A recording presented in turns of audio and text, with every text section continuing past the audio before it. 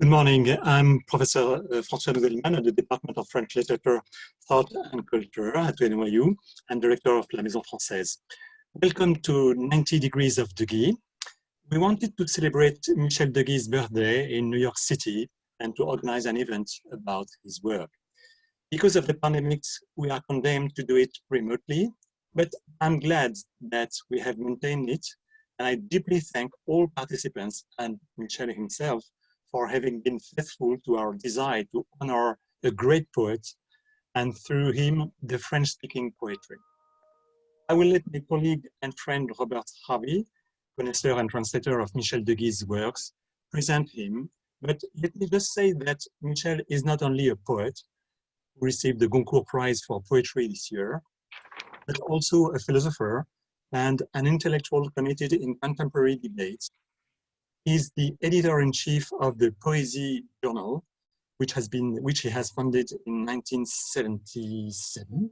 And each week he comments the news. His journal plays a critical part in broadcasting poets. For example, Louise Gluck, who received the Nobel Prize of Literature yesterday, has not been translated in France yet, except in Deguy's journal. Robert Harvey will now present our 3 hours event. Robert is distinguished professor at Stony Brook University. He has written several books, including his latest Sharing Common Ground, published at Bloomsbury in 2017. He has worked on and with Michel Deguy on several occasions. He is the co-author with Hélène Vola of Les Écrits de Michel Deguy, published by IMEC in 2002. He wrote the ethical political nexus in Deguy's work in 2016 for the Site, the Journal of Contemporary French and Francophone Studies, and most recently, Robert translated Michel Deguy's À ce qui n'en finit pas as To That Which Ends Not for Spruton Duville, published in 2018. Robert? Thank you very much, François. Very much for this. Michel, as François has said, is today perhaps the foremost poet of the French-speaking world. He's the author of some 70 books. Maybe there are more than 70, as a matter of fact. Michel Deguy is a unique voice in the field between philosophy and poetry. His influence on Anglophone poetry, evident in the works of many different voices, including John Ashbery, Richard Burns, Kenneth Koch, Ron Padgett, Rosemary Waldrop, has been determinate in the last 40 years. He's the founding editor of Poésie, now in its 43rd year. Deguy's awards are numerous, too numerous really to name here, but they're crowned, these awards were crowned, of course, earlier this year by the Goncourt Prize, which François also just mentioned. Just a couple of words about how this is going to unfold. Our 3 hours are punctuated by 3 moments, 3 segments, each leading to a roundtable. Everything will be very short, rather lightning, so we only have 3 hours to do this. But I'm glad that we have all of the guests that we do have here.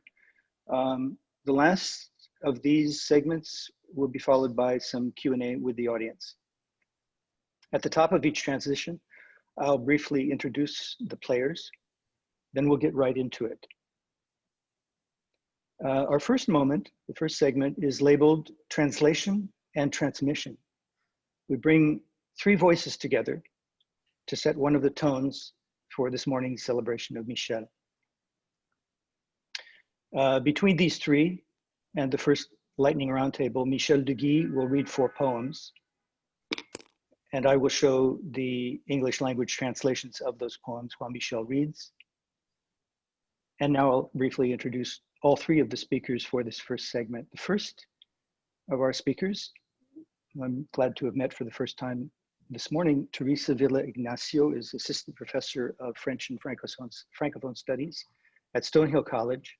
She's the author of Souffle en face, a critical anthology of from the Moroccan Journal of Culture and Politics, published by Stanford University Press in 2016, and is currently completing a monograph entitled Translational Poetics, Post-Lyric French American Community Since World War II.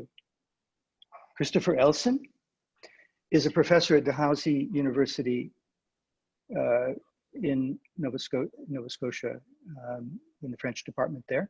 He's the author of the first thesis in France on the work of Michel Deguy.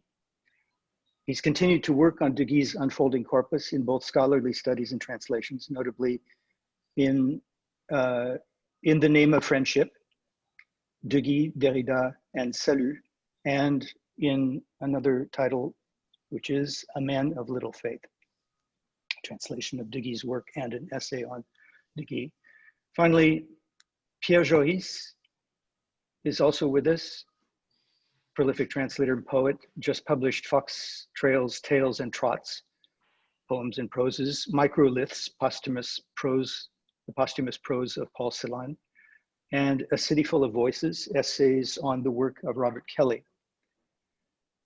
Also recently published in 2009 is Arabia, Not So Deserta, with Adonis, Conversations in the Pyrenees, 2018, and forthcoming, Pierre will be seeing soon in print, Memory Rose into Threshold Speech, the collected earlier poetry of Paul Celan, and Diwan of Exiles, a Pierre Joris reader.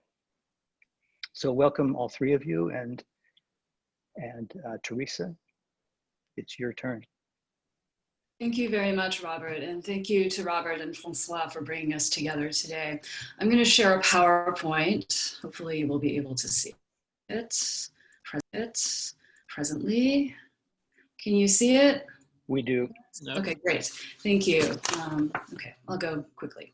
The following remarks on Michel Deguy's activity as a translator and editor of US American poetry in the 1970s, an effervescent period of French-American poetic exchange, are inspired by the Latin etymologies of translation and transmission, the two words of our panel theme. Translatio signifies a carrying across, in which the act of holding on makes possible the movement from one place to another, whereas transmissio means ascending, releasing, or throwing across, in which the act of letting go makes possible the movement from one place to another. Translatio and transmissio are two modalities of movement that employ opposite tactics to achieve the same end, the displacement of a substance. But what happens when that substance is poetry? A substance, many of us would argue, that cannot be separated from its displacement. The doubling and contradiction of this pairing recalls Jacques Derrida's 1996 essay on Michel Deguy's poetics, Comment nommer, translated by Wilson Baldridge as How to Name. Noting that Deguy has called poetry, or rather the poem, a naming, and noting that the name is often used as a salutation, Derrida reflects on the double meaning of the word salut as both salutation, a greeting, calling out to the other by using the other's name, and salvation, a saving of the other in language, in memory, in writing. Moreover, the wishes implied in the salut for safety, good health, and in the Christian tradition, redemption and everlasting life, are present in both the salutary and salvatory functions of the saying of the salut. Yet the very act of the salut destabilizes its salutatory and salvatory intentions. In the acts of calling oneself and calling out to another, indicated by the reflexive verb s'appeler, one may not be able to name properly. That is, one may mispronounce the proper name or mistake it for another, and one may, most likely, not be able to provide safety, good health, or salvation in the sense of eternal redemption for oneself or for another. The salut always puts these possibilities at risk because any attempt to attain them opens the possibility of failure. Similarly, the reciprocity implied in s'appeler carries the risk of the impossibility of reciprocity. The moment when the other can no longer call himself or herself, or respond to one's call to him or her, is what Saghafi calls incurable haunting. Saghafi proposes to read Deguy's poetry, and potentially all poetry, as the incurable haunting that follows from risking the unreciprocable salut. Now, the poet may take additional risks under different guises. The work of the translator, the carrying across of translatio, is similar to the saving and redeeming of salvation, while the work of the editor, the sending, releasing, throwing across of transmissio, resembles the naming, greeting, and calling out of salutation. As a poet often given over to the roles of translator and editor, Michel Deguy has engaged numerous times in numerous languages in this double, contradictory, and risky activity of simultaneously holding on and letting go, carrying across and sending out. Of particular interest to this double unbinding, if you will, are Deguy's translations for the volume 20 Poètes Américains, an anthology of American poetry he edited with Jacques Roubaud and which was published by Gallimard in 1980, although the majority of the material had been prepared for publication by 1975. 20 Poètes Américains is a watershed, one that influenced French poets for years afterward. Its purpose, as outlined by Roubaud in the introduction, was to introduce French readers to significant and emerging American poets who were not yet well known or widely published in France in the mid-1970s, especially Black Mountain, San Francisco Renaissance, and objectivist poets. A reader attuned to Sagaffi's concept of poetry as incurable haunting will find in 20 Poètes Américains a range of poets steadfastly committed to creative melancholy, both to the memory of a relationship of reciprocity that can never be reinstantiated, and to the value of incurable haunting as a new creation, a making, a poesis. The act of poetic translation also takes form through and as incurable haunting. The cliché lost in translation does not begin to cover the irreparable, irretrievable losses translation risks in order to create something new. I propose to call this something new a post-lyric poetics, in which the domination of the poem by the individual lyric subject and his subjectivity give way to poetic discourses that emphasize the centrality of collective participation in language and experience. In this period, Deguy works through many models of post-lyricism in his translations of American poets, as well as in his own poetry. To save time, I'll discuss only one translation, Deguy's co-translation of Clayton Eshelman's 1978, The Name in Canyoned River. Eshelman is a poet-translator like Deguy and has translated Deguy, as well as Artaud, Césaire, and the early 20th century Peruvian poet César Vallejo, the addressee of the poem. The Name in Canyoned River testifies to César Vallejo's incurable haunting of Clayton Eshelman's life and poetry. The poet-translator calls out to his translatee several times in the poem, and his salut is always at once a hello and goodbye, always a greeting and an acknowledgement of the other's mortality. Hello and farewell, César Vallejo, at the margin of your Name in Canyoned River. In my simultaneous farewell hello, which I like very much translated as mon adieu salut simultané, and then at the end of the poem, hail and farewell, César Vallejo, I am your widower. Eshelman's suggestion that translation is the work of a bereft poet-translator spouse entails a melancholic cathexis in which the conventional model of translation as the displacement of the lyric from one language to another gives way to a new vision of translation as the posthumous post-lyric displacement of another person's lyric subjectivity into one's own. Eshelman also works through a mirror motif through the course of the poem, rejecting the idea that poetry should be a mirror through which the poet sees himself. Again and again, I must erase this central mirror, this closet I experience in living, and proposes instead that the poet himself become a mirror to reflect back the world.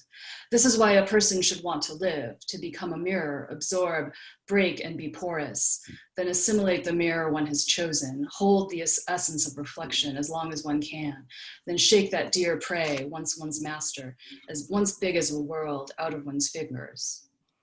This evolution of Eshelman's poetics in light of his relationship with Vallejo into what I call his translational poetics pushes his writing beyond lyric subject centrism toward post-lyric world centrism.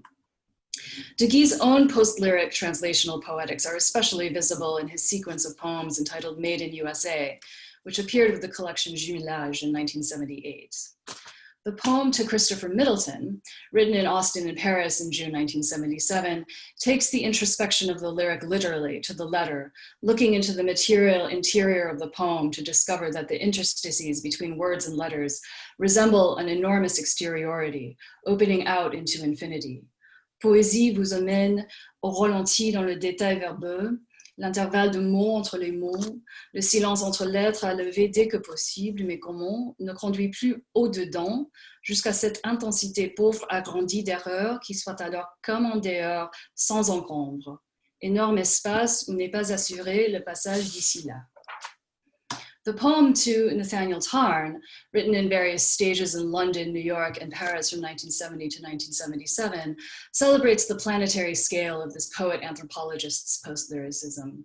Tarn's American imaginary, Deguy notes, is not just limited to the infant history of the United States, steeped in the dehumanizing practices of genocide, slavery, and mass industrialization, but reaches far back into geological time to reopen America, as do Charles Elson and Jerome Rothenberg, beyond the confines of the Cold War nation states' trials and tribulations. Ce n'est pas aux descendants de race blanche et d'industrialisation qu'il revient, mais à un espace et une histoire plus anciens, à l'épine dorsale d'un continent qu'il s'agit toujours, selon Elson, orientant des poètes, de rouvrir, ethnopoétique, géopoétique. Là, en grand. Très bien, non? Tu l'avais pas vu. Tu peux la mettre en grand. Oui. C'est à moi? C'est bon? Just as Tarn documents the evidence of this unfinished world in which the poem both can and cannot partake, Deguy risks the unreciprocity of poetry to call it as he sees it. La terre est en formation. To John Ashbery is Deguy's New York School poem, if I may call it that, one that engages energetically with Ashbery's propensity to seek simultaneous totalization and fragmentation, capturing the uncapturability of New York. Vie qu'on dit citadine, assujettie à celle de la ville, serviteur de sa complexité employée de son urbanité, desservante de ses ponts, tunnels, péages, étoiles, groom de son symbole microcosmique. And it goes on from there. To close, I would like to suggest that we attend not only to Michel Deguy calling out to American poetry as poet, translator, and editor, but also to the America calling out to Michel Deguy. His post-lyric Americana makes audible the radical call of an always already irretrievably lost, yet also still unformed and unfinished, ancient and yet new world, one that diffuses the individual into the teeming multitudes of the city, rejects unilateral geopolitics for multilateral geopoetry, and beckons away from navel gazing into wonder at the cosmos. Thank you. Wonderful, Teresa. Thank you so much. Very powerful and very punctual as well. Thank you. Christopher. Thanks again. As preparations for this wonderful event came together, I would say valiantly pursued in spite of the circumstances, for which I congratulate and thank the organizers and all who have assisted them, I received the much anticipated prompt from Robert Harvey and François Noudelmann, translation and transmission. Translation and transmission go, as the kids might say, with the accents of social media excitement. Translation and transmission, TNT, TNT, TNT, a prompt that, given our 10-minute format, incites us to extreme and even explosive promptness. I like the very deliberate, repeated use of the word prompt in the communications from the organizers, confirmed in its importance by its recurrence even during our technical rehearsal on Wednesday. Two of its meanings seem particularly relevant. A prompt is a word or a phrase spoken or whispered to a performer, filling in a blank, recalling urgently a forgotten word or line. Sometimes I feel, very likely with many of you, that I have forgotten infinitely more Michel Deguy than I can ever retain. The work is bottomless, so stimulating in every line and measure, overflowing every text and book. As a poor actor on a brief virtual stage here today then, I'm attempting to find a line among so many possible lines, some vividly, indelibly imprinted, others semi-effaced, fading, some already extensively meditated elsewhere, others deferred for future occasions, like this one. A second, less widely used and known meaning of prompt is that of a prompt note, indicating that a time limit for a payment of an account has been reached. Here too, and others have said this better than I can, the repayment of what has been given, advanced, loaned, bequeathed in thought and language through the abundant Deguyan oeuvre is impossible. But celebrating these 90 degrees of Deguy, and of course the other 272, with all of you is a way of recognizing that the note has been received and making today, as so many other days, a grateful recognition of its coming due, its dueness, I want to say. A prompt note then, as a note détourné, a lost, found, lost note in a line. The and of our prompt points to the intimate connection of translation and education, transport and formation, exchange and legacy, ever plural language and its giving gifts in works of culture, and the shared or denied challenge of cultures in mutation. I will venture a first gesture of translation of this eminently suggestive associative conjunction, and in its association with translation and transmission, and then simply as humanities. That is the line that I will seek to weave into this brief, inverted prompt note of recognition and gratitude, and to which I will return. Humanité. I will cite from the text that Michel Deguy offered to graduands of the University of King's College when he received his honorary doctorate at the May 2016 Insignia ceremony, and available in Dalhousie French Studies, number 114. Here, it is a matter of confronting untranslatability and non-transmission as the only way to another translation and transmission. The humanities have lived, and any reaction, return to, regression with respect to this having lived is merely vain. This is as true of them as it is of anything that has had its life. The translatio studiorum was the element of education. Have a look at Rabelais. And the milieu of that milieu was translation, not an invisible intermediary, not something secondary, but from Seneca to Luther, from the church fathers to Averroès, etc. It was the very environment of the life of the spirit.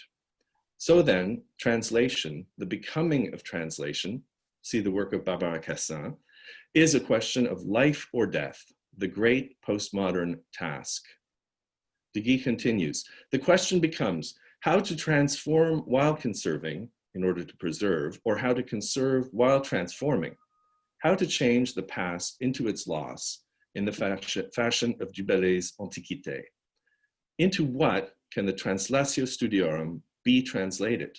To transport what relics or remains over the waters of a deluge, Baudelaire's word here today, the cultural flood, and on what Noah's Ark for an elsewhere that would not be the return of the same in the long course of a voyage toward another heading, Derrida, in the course of which we transit. What is most powerfully striking about this 2016 text, in its tenacious overturning of long open propositions and its variations on punchy, demanding axioms, is the connection to a future humanities. The question of the possible forward translation of the translatio today is one of the most urgent formulations posed in Deguy's recent work, and it very certainly flows together with the ecological orientation of the next roundtable. The images of deluge and transport, of a transport of the cultural culture, are familiar to readers of Deguy since the seminal texts of the 1980s and 90s, in which the problematic of the cultural, the neologism, and the cultural culture, its intensification, was first explicitly elaborated. The preface to the more recent Trans-Europe Éclair, that double-triple edition of Poésie, says the same, differently. How do we cause the mortal hammer of stubborn identitarianism to splinter into fragments? That is the poetic question. In this text and others from the past several years, Deguy sets an older anthropological logic of diverse humanities sealed off for millennia, untranslatable into any common United Nations humanism, as he puts it in La Vie Subite, Sudden Life.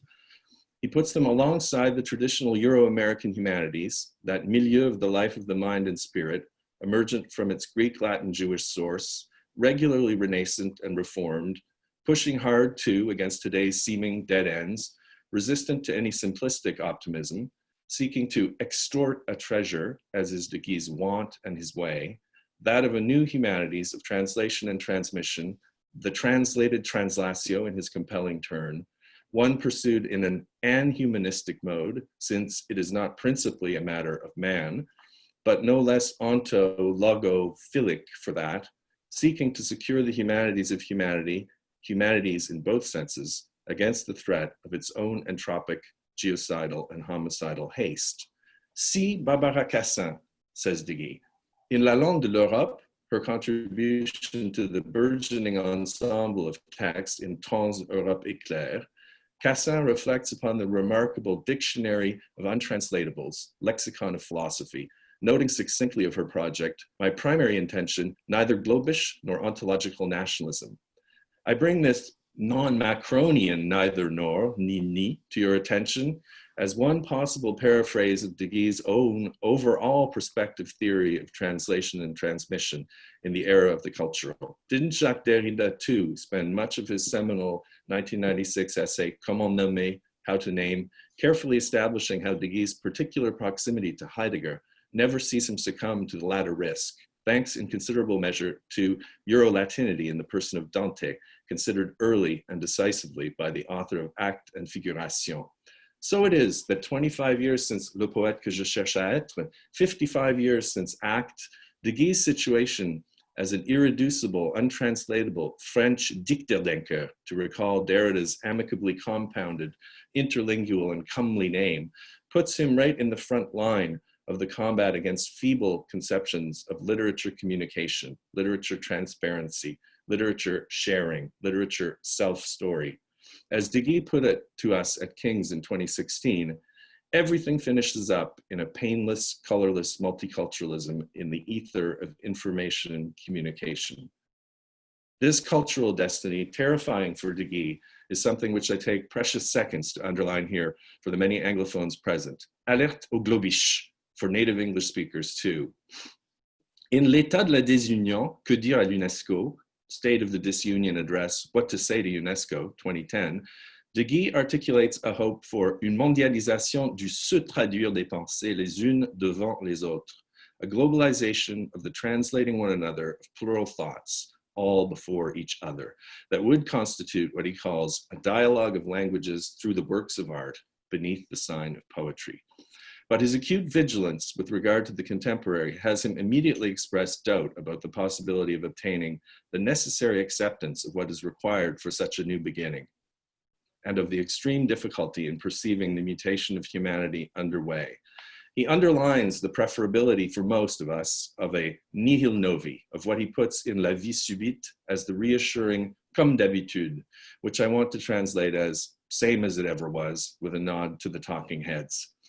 In the talk given at King's, he sums up an enigmatic program for the future humanities in 8 points, a program which we might condense even further as a need for double vision, both unlike and like that of Northrop Frye, with respect to science and thought and to knowledge and literary knowing, and for a resistance with respect to all fundamentalisms and superstitions in the name of secularism, laïcité.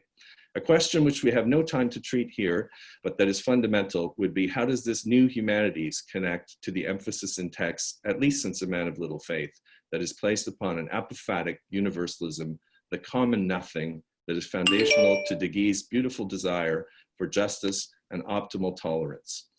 Recalling again earlier essays like L'Escalade, one thinks of a line like, we must work in, for, and against the cultural. I could probably use a prompt on that line because I think the text actually says dans et contre le culturel, not dans pour et contre le culturel, but I will maintain my misquotation in the interest of extending the line differently. How do we, in our translating, writing, and teaching, pursue this exigent program? How do we retranslate the forms of our humanities in, for, and against the contemporary? And with that, I will conclude this note unprompted. Wonderful, Chris. Thanks ever so much. Wonderful. And without further ado, and last but not least, Pierre Joris.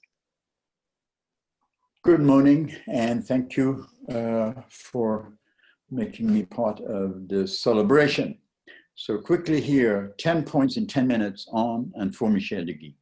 1, thinking of this 10 minutes to speak about translation, transmission, and Michel Deguy, I let my eyes run quickly along the 22 inches of shelf space my Deguy books take up, which translates into 55.88 centimeters, a number that does not mean or translate.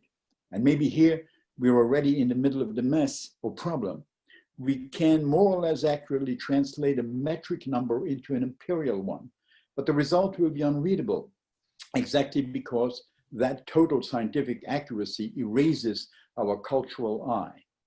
The American imperial, I first wrote empirical system, and the French metrical one go into each other, but not sans reste. What remains? And just as in mathematics, this is always also and already the question in translation.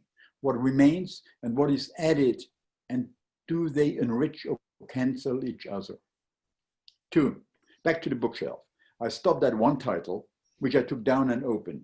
It was the 1986 book Brevet, a collection of short essays on the usual Deguyan wide range of subjects. I opened it to the title page where Michel had signed my copy à Pierre Joris, then the printed title Brevet, before adding multilingue, followed by a question mark. Deguy's full richness, complexity is of course right there already in the title, Brevet, etymologically 14th century, Old French, brevet, a little letter, from brief, letter. So yes, the book is brevet, essays, writings, what Gertrude Stein would have called writing. And it is multi, not two langue. The French brevet translates into English as briefs, which works because you also hear the German brief in the English, a message, a letter sent from French to English via German. Of course, if you think of American vernacular, a word and concept that it would be very well worthwhile to investigate in Deguy's writings. Briefs may also bring to mind something you need to add the bilingual sans towards French, sans culotte. And so maybe finally, this is not a possible translation for the title. 3, asked by Habib Tambour about the place of translation in La Démarche Poétique, the process of poetry, Deguy answered, decisive, everything is translation. To circumscribe the to not understand of the one and the other of the worked languages is the infinite task, Walter Benjamin.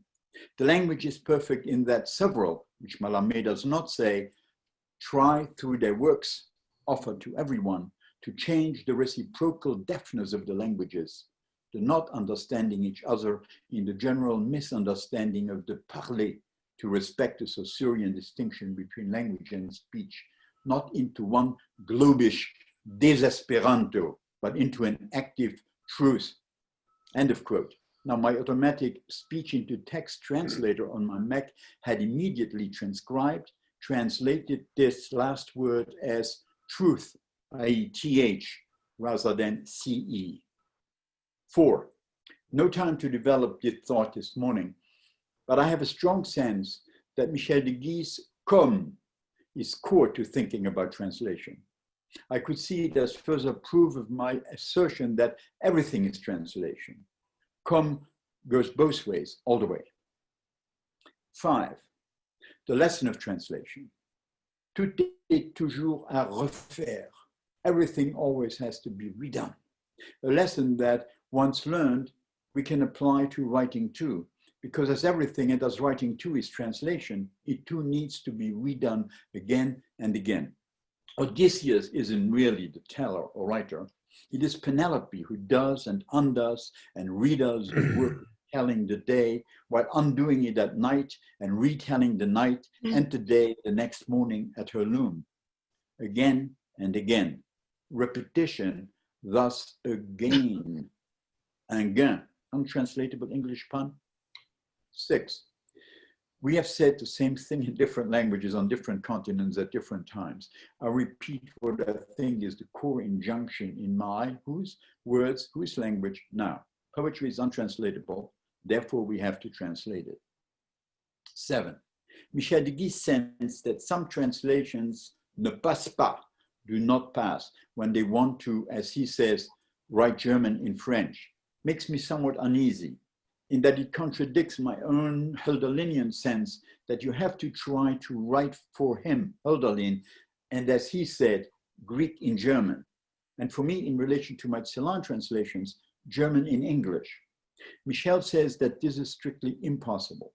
And I wonder if you may not be right right now at least, in the framework of thinking about the endangered French language's struggle to keep itself above what Michel calls globalization. 8, quote, in the family of the diction, he writes nearly playfully in French and goes on to mention induire, conduire, réduire, produire, as all giving some sort of diction before coming to traduction.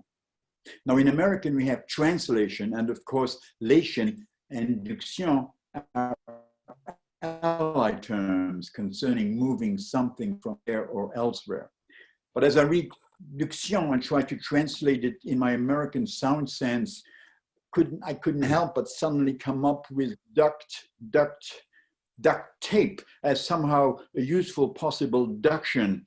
It links things together and covers over various holes through which the waters of meaning could escape. Duct tape also is not transparent. You can see where it is used, which in the matter of translation is, I think, very necessary.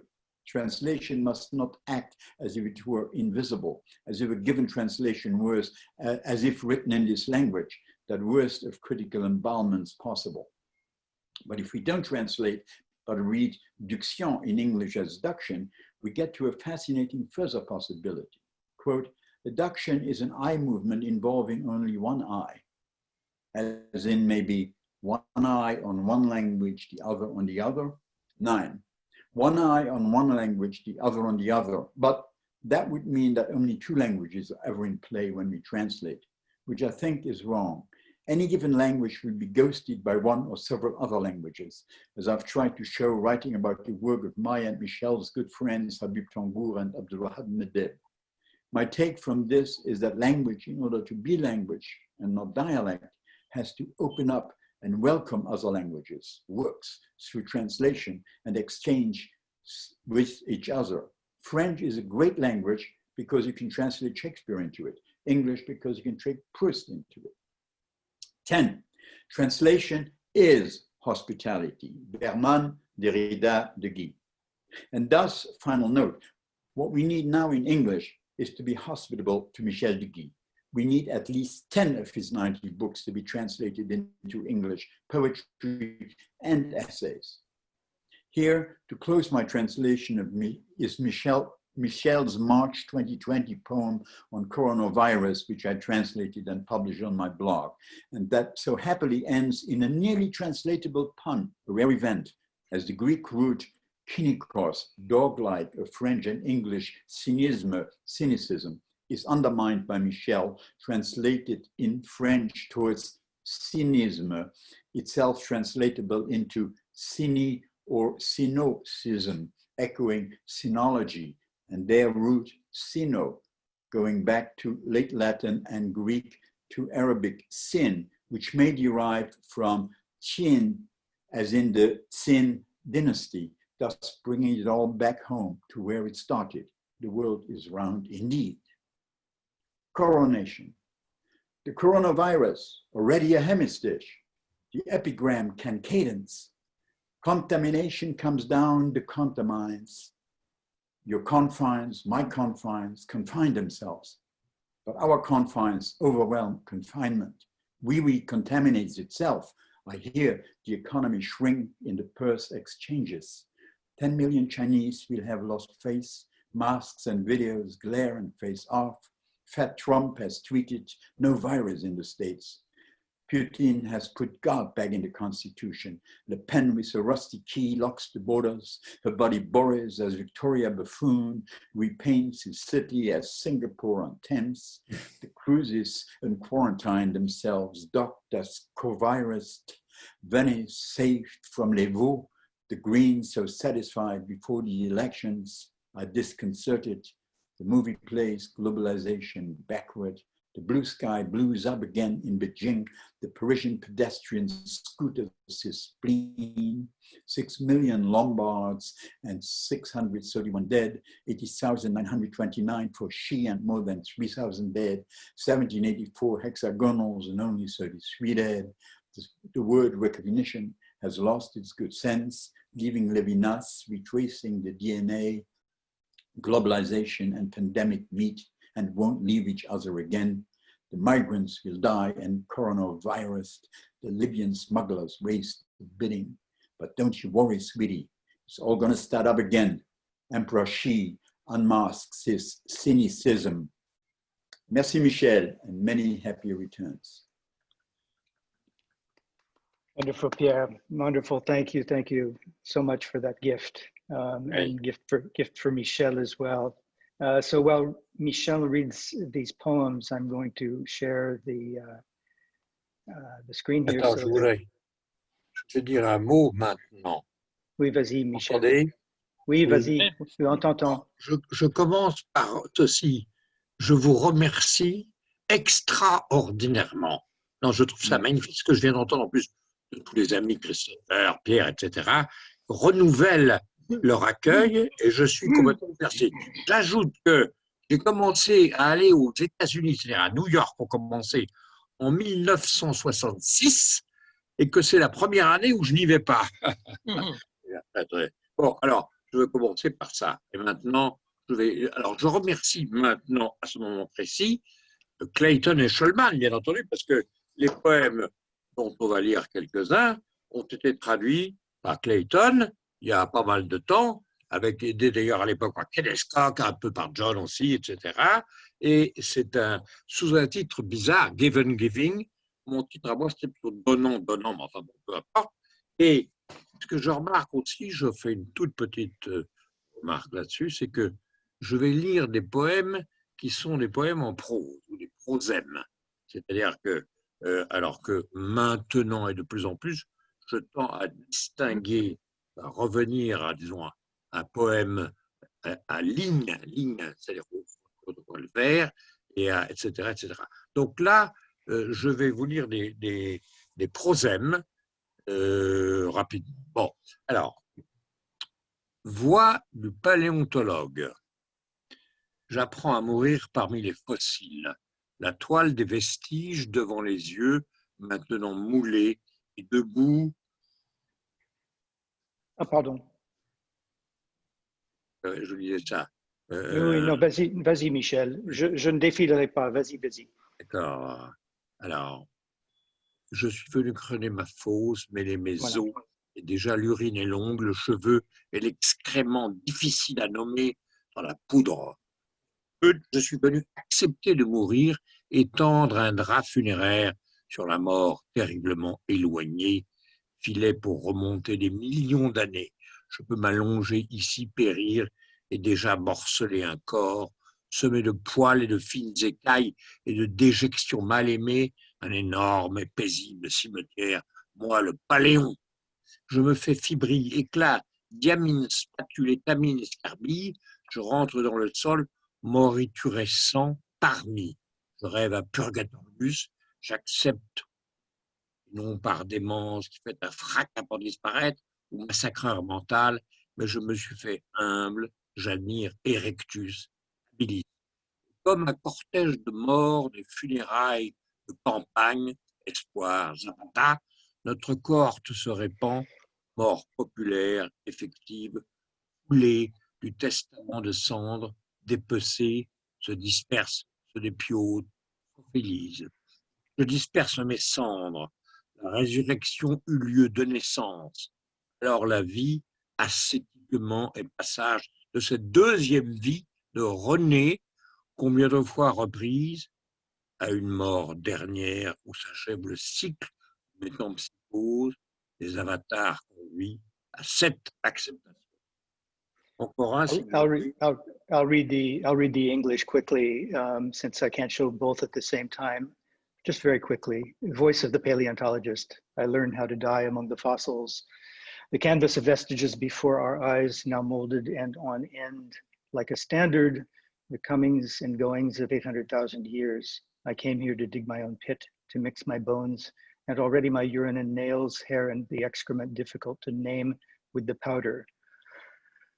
I have come to accept dying, to spread out a pall over terribly distant death, a net for hauling in millions of years. I can stretch out here, perish and already break a body into pieces, sew the hairs in fine scales and unloved dejecta, an enormous peaceful cemetery. I, the Paleon. I make myself fibril, chip, diamine, spatula, stamen, and smut. I go into the soil morturescent among.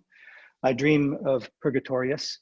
I accept and not through insanity that makes a fracas in order to disappear or as a mental massacre. But I made myself humble. I admire erectus habilis. And like a cortege of death in one of those country funerals, Espoir, Zabata, our cohort spreads out, a common death, effective, trampled by the testament of ashes, flayed, it scatters, deskins, Opheliaizes. I scatter my ashes, the resurrection took place at birth, so life ascetically is a passage from the second life of René.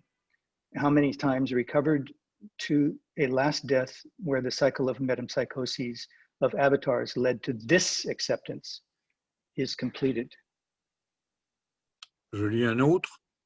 Oui. Alors, je lis un poème qui ressemble à un poème, je veux dire, dans l'inscription. Bon, il y a un secret de ce poème, mais je ne peux pas le lire ici. Alors, donc c'est signé, ça se passe à Princeton. Étude avancée. À ton nom, qui précède un nom que je ne connaissais pas, ton nom commun sans nom propre à quelques-unes, d'Anna Magnani neuve, dentelée, prête à l'annonciation, et ta voix pour laquelle il faut chercher d'autres. Avec ses traits grossis qui le rendent invisible, à varier plus encore sous les loupes de la pluie, je me hais jusque dans les chambres, les guillotines lacérèrent la nuit. L'averse nous siamoisa, tu disais, elle dit, la Grèce a pris une course sans vainqueur, sur la piste aux pelouses, nous attelait jusqu'à la gare où la permission des yeux fut suspendue. Amant qui vous aimait, je ne connaissais pas le jeune héros de ta course.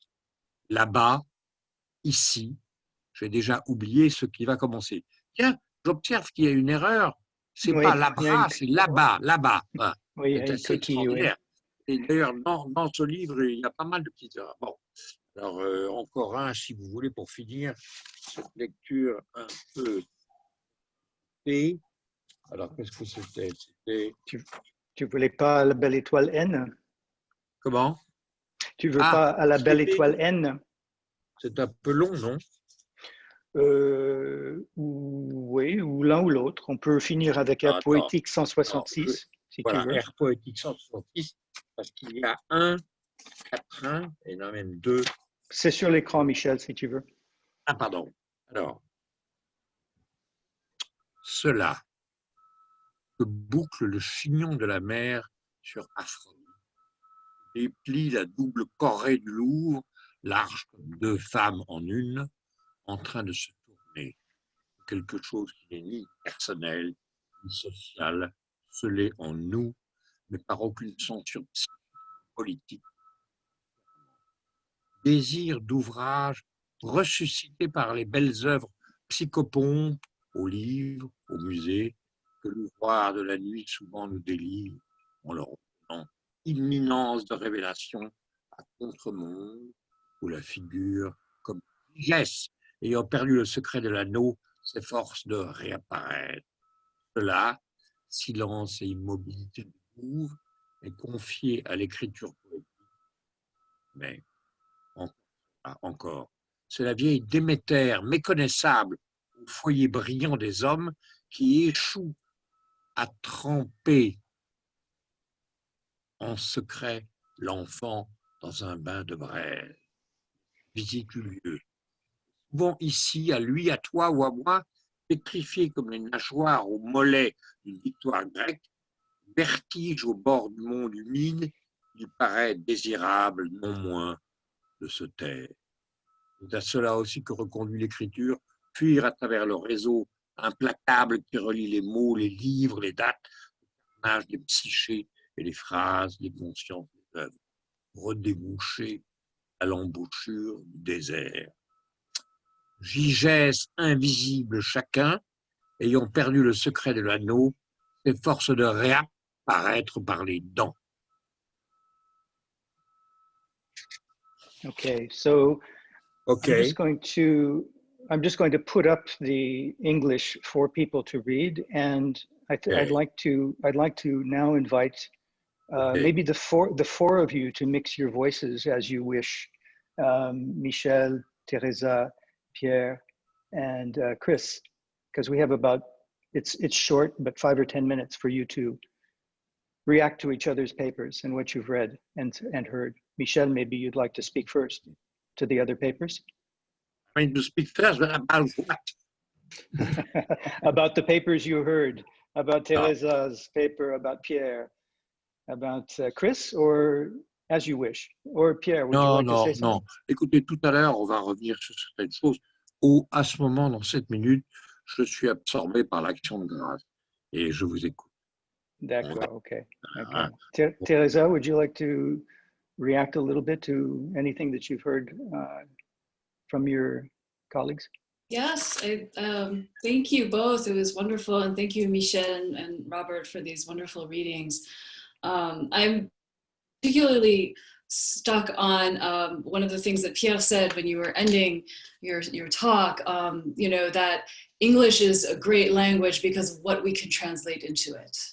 And I want to take that with me as we move on after today. I also want to think about the greatness of French as a language into which we can also translate.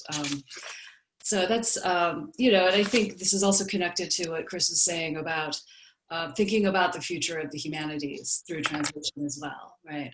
So I perhaps would allow you both to talk about what you know, what you're thinking about now after hearing everyone speak. Chris, maybe? Robert. Okay. Robert. Oui, Michel. Je glisse maintenant. Tu glisses, vas-y. Une remarque about all what has been spoken. Sure. Last minute. Bon. Un mot sur la traduction. J'ai tendance de plus en plus à prendre la traduction dans un sens, j'allais dire, total, dans une expansion sans limite. Pour le dire simplement, au fond, l'anthropogenèse et logogenèse, et la logogenèse, c'est-à-dire le devenir parlant qu'on ne peut pas reconstituer, qui a duré des centaines de milliers d'années, le devenir parlant de l'homme, logogenèse, qui est à la fois une chance, etc., je ne reviens pas là-dessus, et je l'appelle traduction. Autrement dit, Babel, l'histoire de Babel, tout ça, c'est le milieu dans lequel peu à peu, ce peu à peu insensé de dizaines ou centaines de milliers d'années, on est venu à ce que nous appelons l'être parlant. Tiens, être parlant, c'est un mot qu'aime beaucoup, une expression qu'aime beaucoup Jean-Claude Milner. Hein. Nous sommes des êtres parlants. Ça se dispute aujourd'hui, mais c'est pour une autre fois. Je maintiens cette affaire. Nous sommes des êtres parlants et cette logogenèse est traduction. Yes, I would add to that in a way that I've written about this in different places, that language, l'être parlant, or what you learn, is always a translation already. That is, that when language comes, it comes out of a body, of a physics, of a metabolism, and so is a translation of some order. In that sense, there is no original language and therefore no original thing said. It is always already a translation in that sense. That's what I played with Teresa, with those notions in the various languages.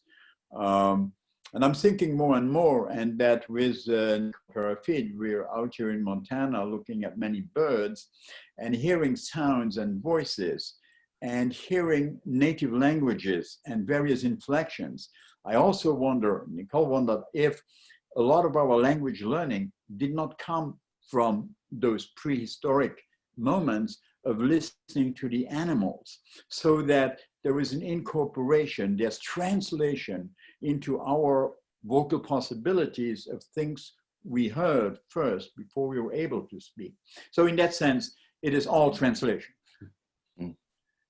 And if I may, that connects, there's so many ideas circulating here, but that connects to what you raised earlier about a kind of a preference for the visibility of the translation, or its perceptibility, you know, the duct tape. I love that image. And yeah, I mean, the sense in which we're all already engaged in this deep, you know, ancient translations coming forth. Why not maintain a kind of a specificity of the next movement, which is a real dilemma for any of us who do translating, because I think you have to preserve a trace of that foreignness or you haven't done your job. Although many would think that you want to go for the most kind of idiomatic, demotic sort of equivalents, but the moments when you see the duct tape are essential. This is a good, we've got a good engine running here, and I think we'll be able to go back to it as it idles a little bit, and we move on to the second part.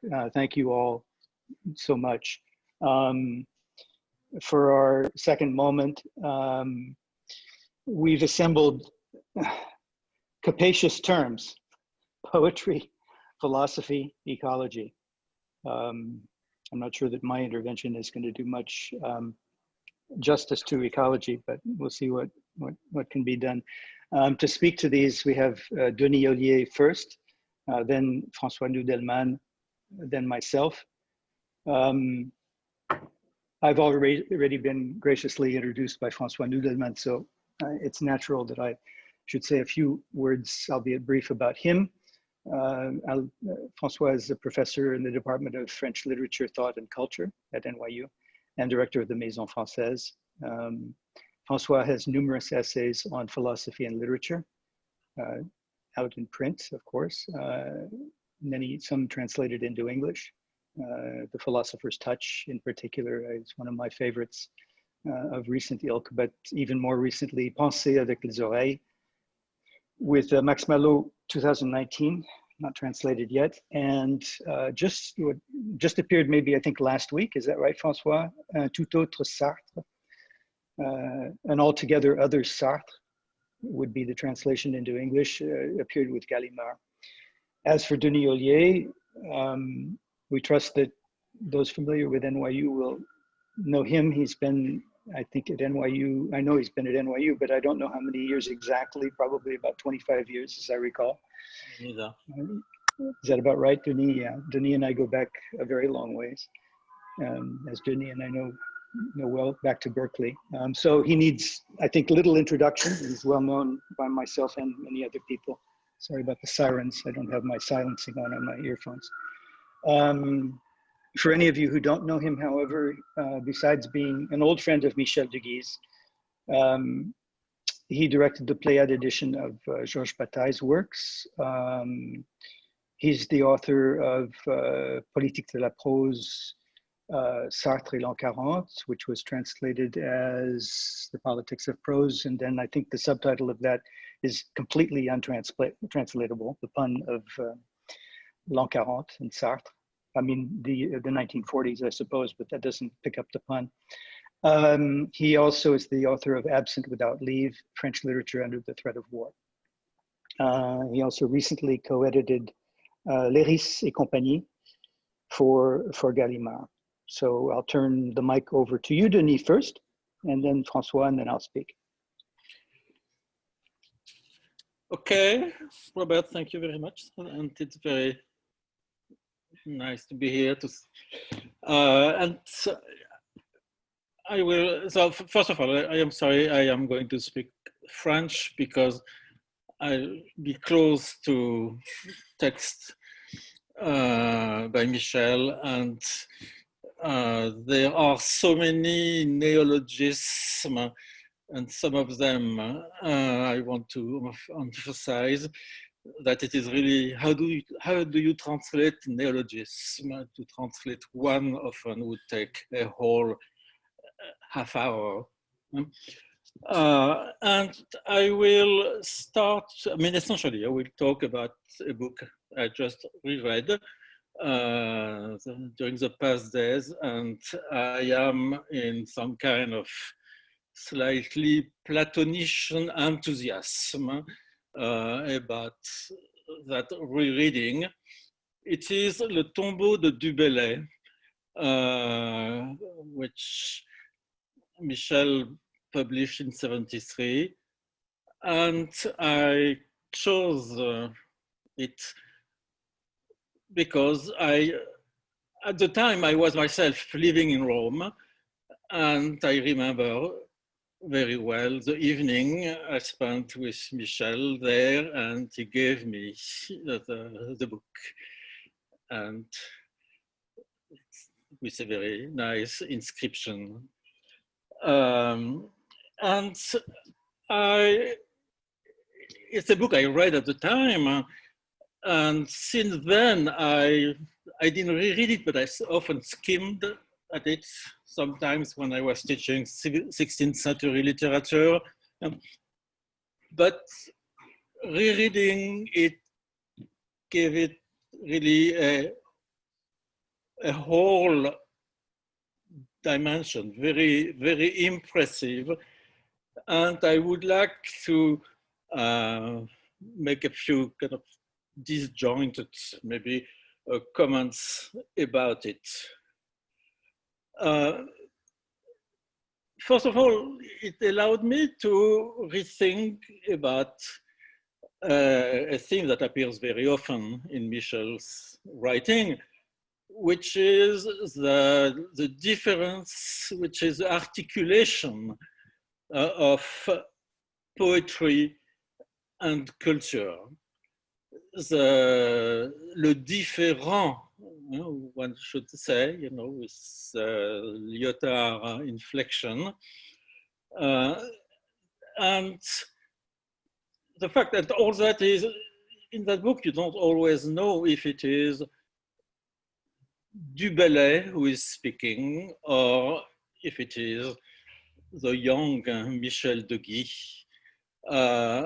And the poetry is almost always described as not being able to support itself. The poetry is not self-supportive, and therefore there is a series of compromises that it has to get through. So if you allow me, I will read one of the poems that are inserted in the book. It's a poem called Déformation. And I will emphasize to start the prefix dé, la déformation. If I have time, I kind of made a list of all the verbs and nouns that start with dé. At the time, there was deconstruction still, but a lot of things in Michel Deguy start with D. So, déformation. J'aimerais le service et languis librement. C'est a little bit like un poème à la Du Bellay, avec des verbes qui sont des oppositions. Il faudrait courtiser et la cour se dérobe. The courtier cannot court. There is no court. Je voudrais déguiser. I'll go back to that verb. Je voudrais déguiser. Je manque de fiction. Je feins simplicité et ne sais que malice. Je jouerai de richesse, médiocrité nous tient. Pourquoi pas les honneurs? Mais ils ont disparu.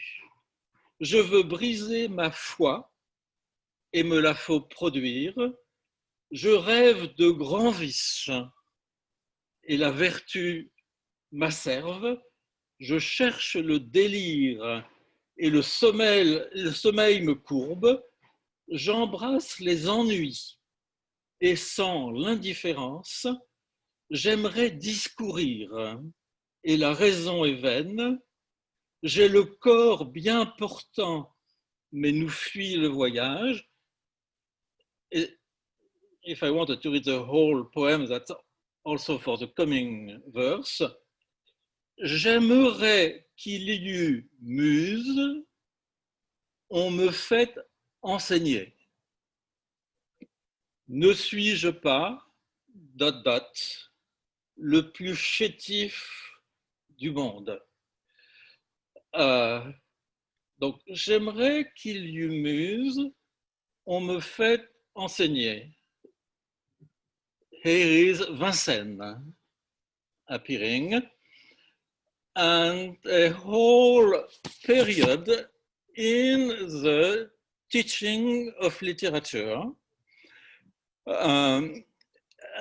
against which, contre lequel Michel se démarque. Il y a dans ce tombeau du Bellay, il y a évidemment une sorte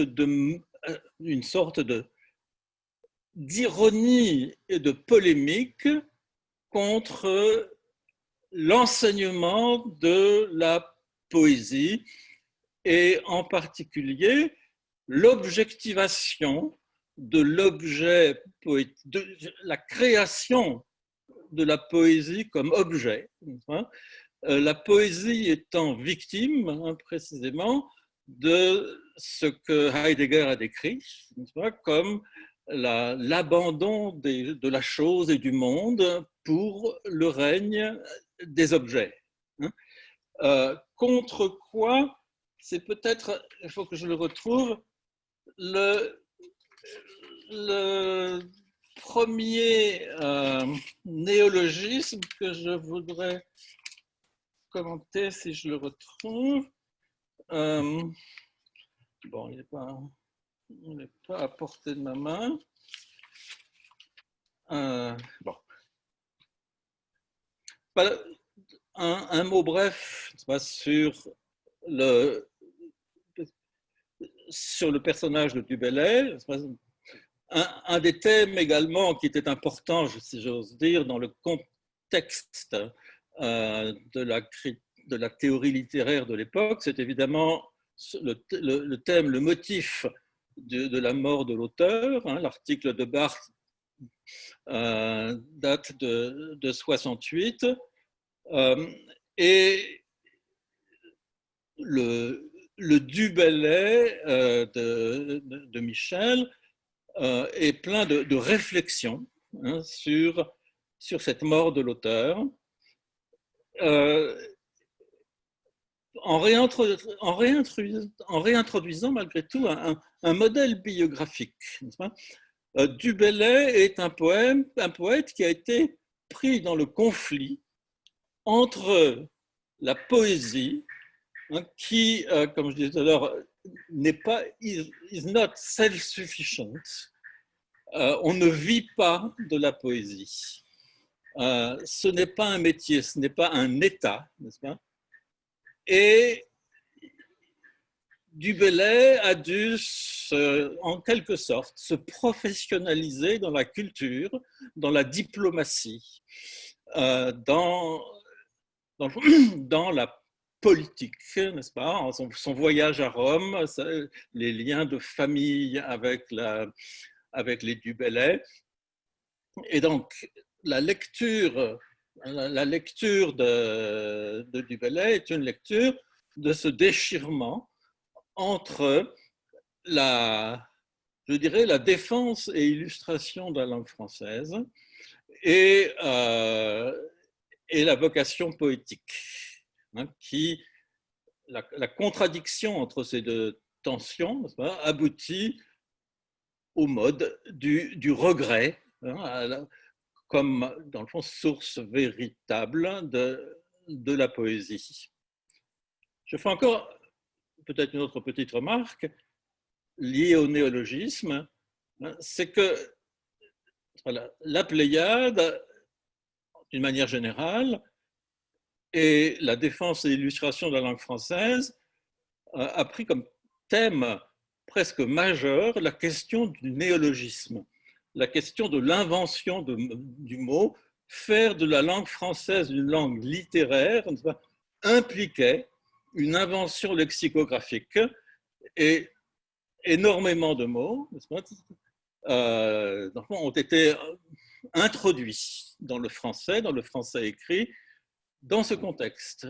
Et il est difficile de ne pas penser à cette invention de mots lorsque on se laisse emporter par l'invention de néologismes dans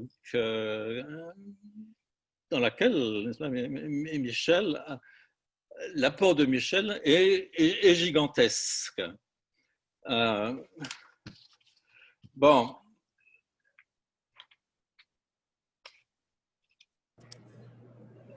Alors je vais revenir au poème pour terminer. Je vais revenir à ce poème Déformation avec lequel j'ai commencé. Ali, si tu as le livre là, je sais pas, c'est page 38. Hein. Alors, donc je relis les 3 premiers vers. J'aimerais le service et languis librement. Hein. J'aimerais le service, le poète voudrait servir à quelque chose, qu'on lui commande des poèmes, et je languis librement. J'ai pas reçu de poème, j'ai pas reçu de commande de je ne sais plus quel roi. Il faudrait courtiser et la cour se dérobe. Je voudrais déguiser, je manque de fiction. Déguiser. Quand je lis le mot, c'est un mot français, c'est dans le dictionnaire. Hein. Simplement, c'est écrit ici avec un Y.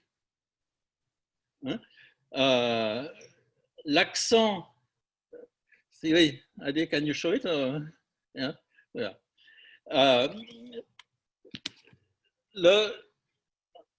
Un des motifs du tombeau de Du Bellay est entre autres ce qu'il appelle justement dans le chapitre où ce poème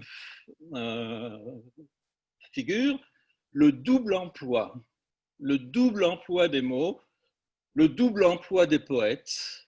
Le service public en France n'admet pas le double emploi, mais il n'y a pas de plein emploi pour les poètes. Les poètes sont condamnés au double emploi. J'aimerais qu'il y eût muse, on me fait enseigner. Voilà un vers qui dit la nécessité, l'imposition du double emploi. Et déguisé est un mot qui a un double emploi, qui est un mot commun.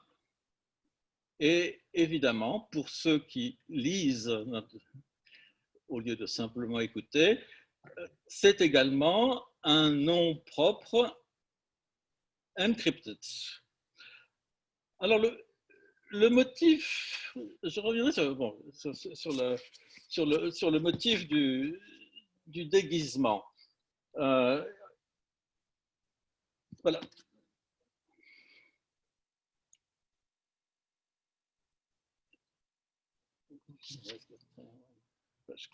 I think that's page 42. No. I will find it. Oui, alors c'est page 99, une page très forte qui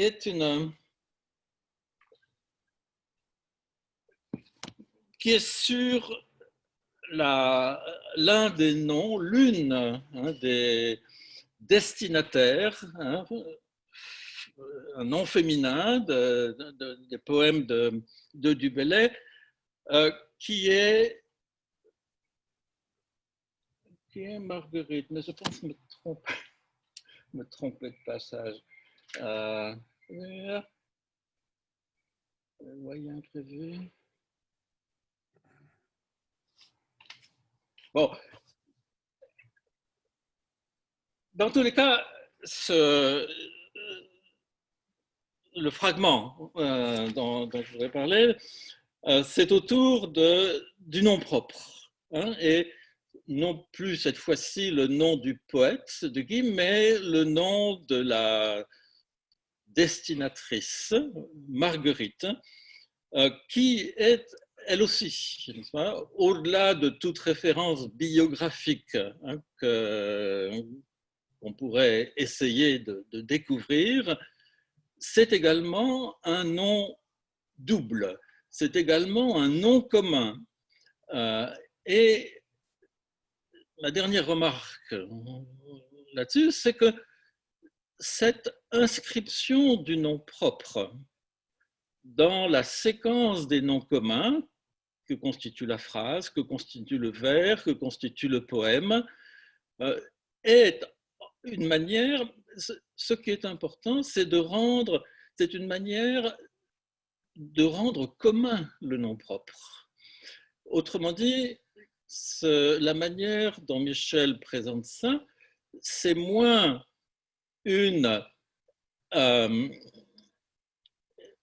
c'est moins, si l'on veut, un narcissisme hein, de l'auteur qui veut se célébrer, c'est moins une auto-célébration que, au contraire, montrer, comme il le dit dans beaucoup de passages de ce livre, montrer que le poète est une sorte de vision platonicienne hein, du poète, et le support n'est que le support, celui qui est visité, celui qui a accès à la poésie. Une poésie qui n'a pas de nom propre, une poésie qui est dans une expérience du langage. Bon, je n'ai pas retrouvé la citation que je voulais lire, mais je m'arrête là quand même. Maybe you'll have it for the discussion, Denis. You'll have a couple of minutes, and we can come back to it after François and myself. Yeah. Thank you. I will be very brief, actually. So, François. Okay. Could you hear me? Okay. Yes, we can hear you fine. Yeah. I would like to talk about the relationship between philosophy and poetry in Michel Deguy's thinking and practice. This topic is, of course, too large for 10 minutes, but it will allow me to draw perspective both in the reading of Deguy's work and regarding the link between philosophy and literature. First of all, one should say that the notion of a relationship between philosophy and poetry is not relevant, because it suggests that there are distinct practices, separate disciplines, conflicts of faculties, as Kant said. However, before making a distinction, we need to enter into the question and even to the matter of language. We must analyze and understand how concepts, metaphors, figures are formed. And only then can we shed light on what is usually called a philosophical or a poetic writing. To evoke very briefly the debate at stake here, let us recall that it opposes two conceptions of language. On the one hand, the idealistic philosophers who believe that language is an instrument and who think, like Kant, that the concept is reached by synthesizing the sensible and images through schematism. On the other hand, philosophers concerned with language, such as Nietzsche, a philologist, who highlighted the permanence of the sensible and the play of metaphors inside concepts, even though concepts repress their metaphorical origin. Deguy's reflection on language is more in continuity with the second approach. It consists in saying that poetry is everywhere. in all language games and in all thoughts. For thinking is, first of all, playing with language. It is to commit to the process of formulation and thus to enter into the logic of figures. There is no first the idea, pure thought, and then verbal language. No, there is, first of all, the language itself in which ideas are constructed that are figures in the sense of choreographic figures, stylistic figures, musical figures. Thus, for example, any generalization is a figure of style, a gesture which is a mark of philosophy. We know that generalizing and going beyond particular cases are basic principles of philosophy. Therefore, thinking a poetic is not to make poetry, but it means to go to the heart of the formation of ideas. The operations of language, such as naming, allegory, antithesis, metonymy, which are typical of philosophical writings, must first be analyzed according to a poetics. Deguy's thought remains highly topical today, whether through the work of scholars who analyze philosophy as discourse with the tools of linguistic and still stylistics, or through philosophical writings that go outside, beyond the academic division between philosophy and literature. And I think that it's one of Deguy's legacy. I would like to recall a great moment in the philosophical debate in France at the end of the 1960s, to which Deguy has contributed greatly. I mean, the question of philosophical language, concept and figure. In Figuration, published in 1969, Deguy made proposals on poetics and the poetic, le poétique et la poétique, and he questioned the traditional definition beyond stylistics between the literal sense and the figurative one. He denounced the conception of a literal meaning that the figures would then come to shape. And at the same time, Derrida made this proposal in La mythologie blanche, la métaphore dans le discours philosophique.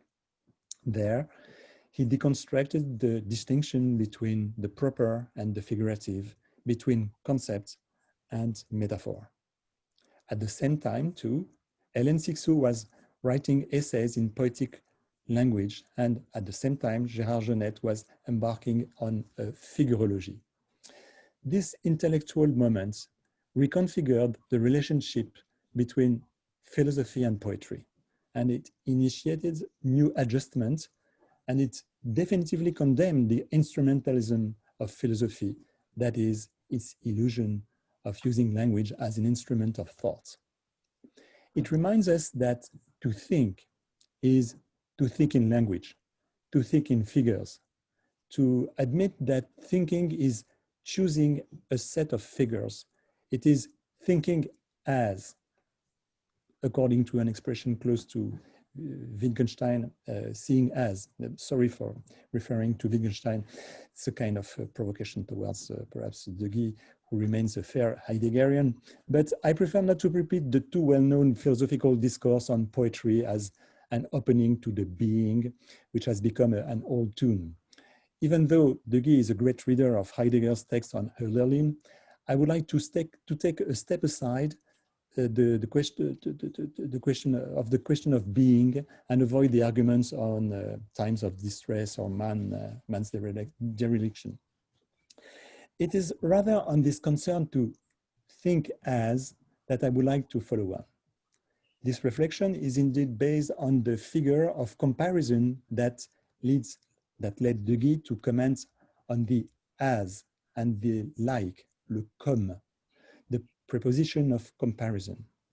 In L'énergie du désespoir ou d'une poétique continuée par tous les moyens, in 1998, Deguy questions the relationship between the compared and the comparing.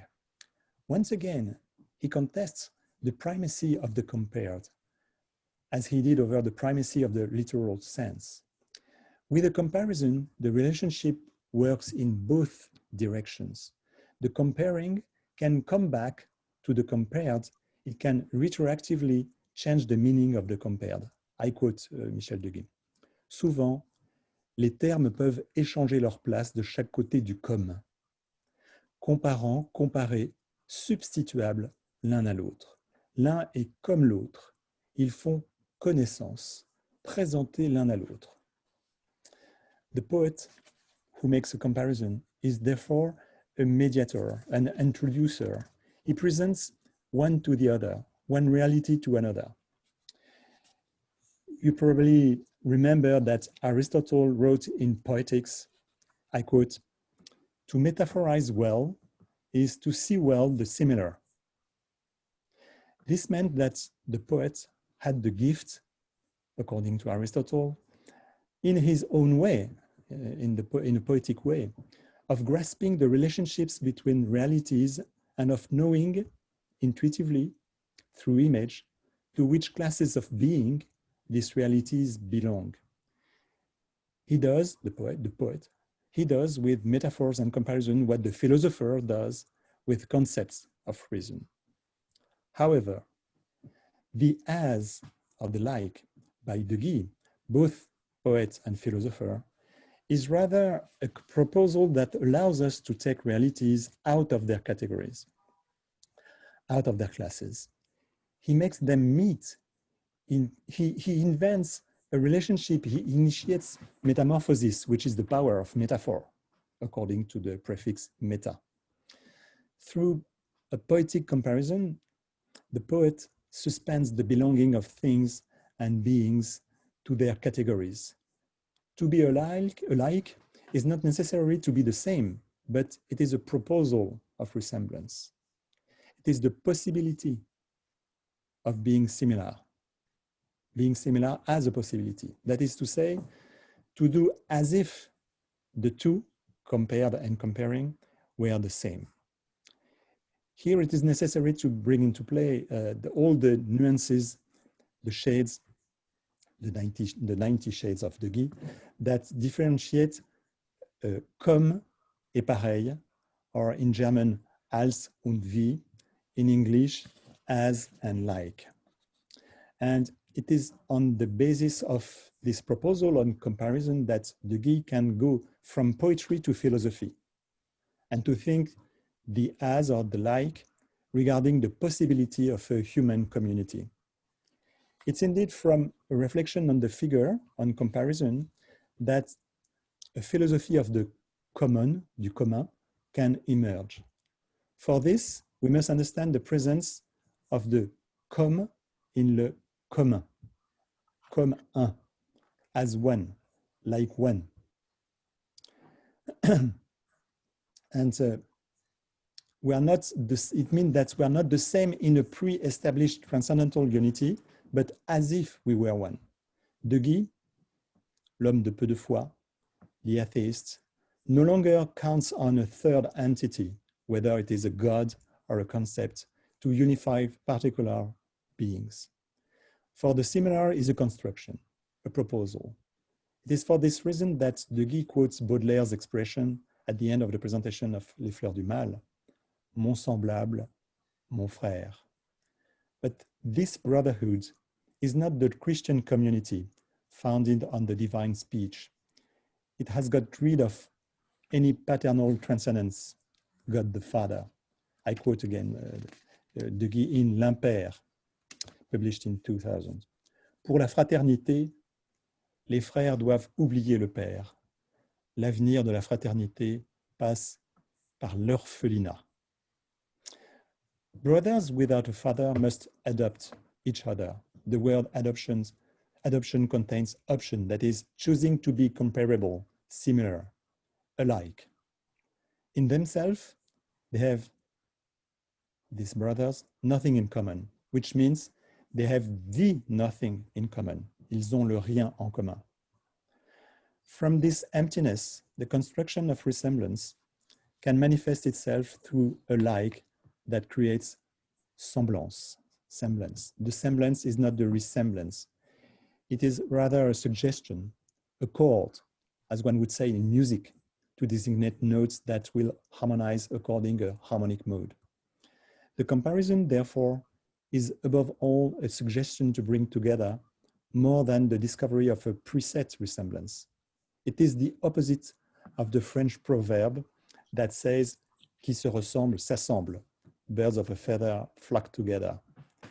No, on the contrary, comparisons aims to assemble what does not resemble. It assembles what dissembles.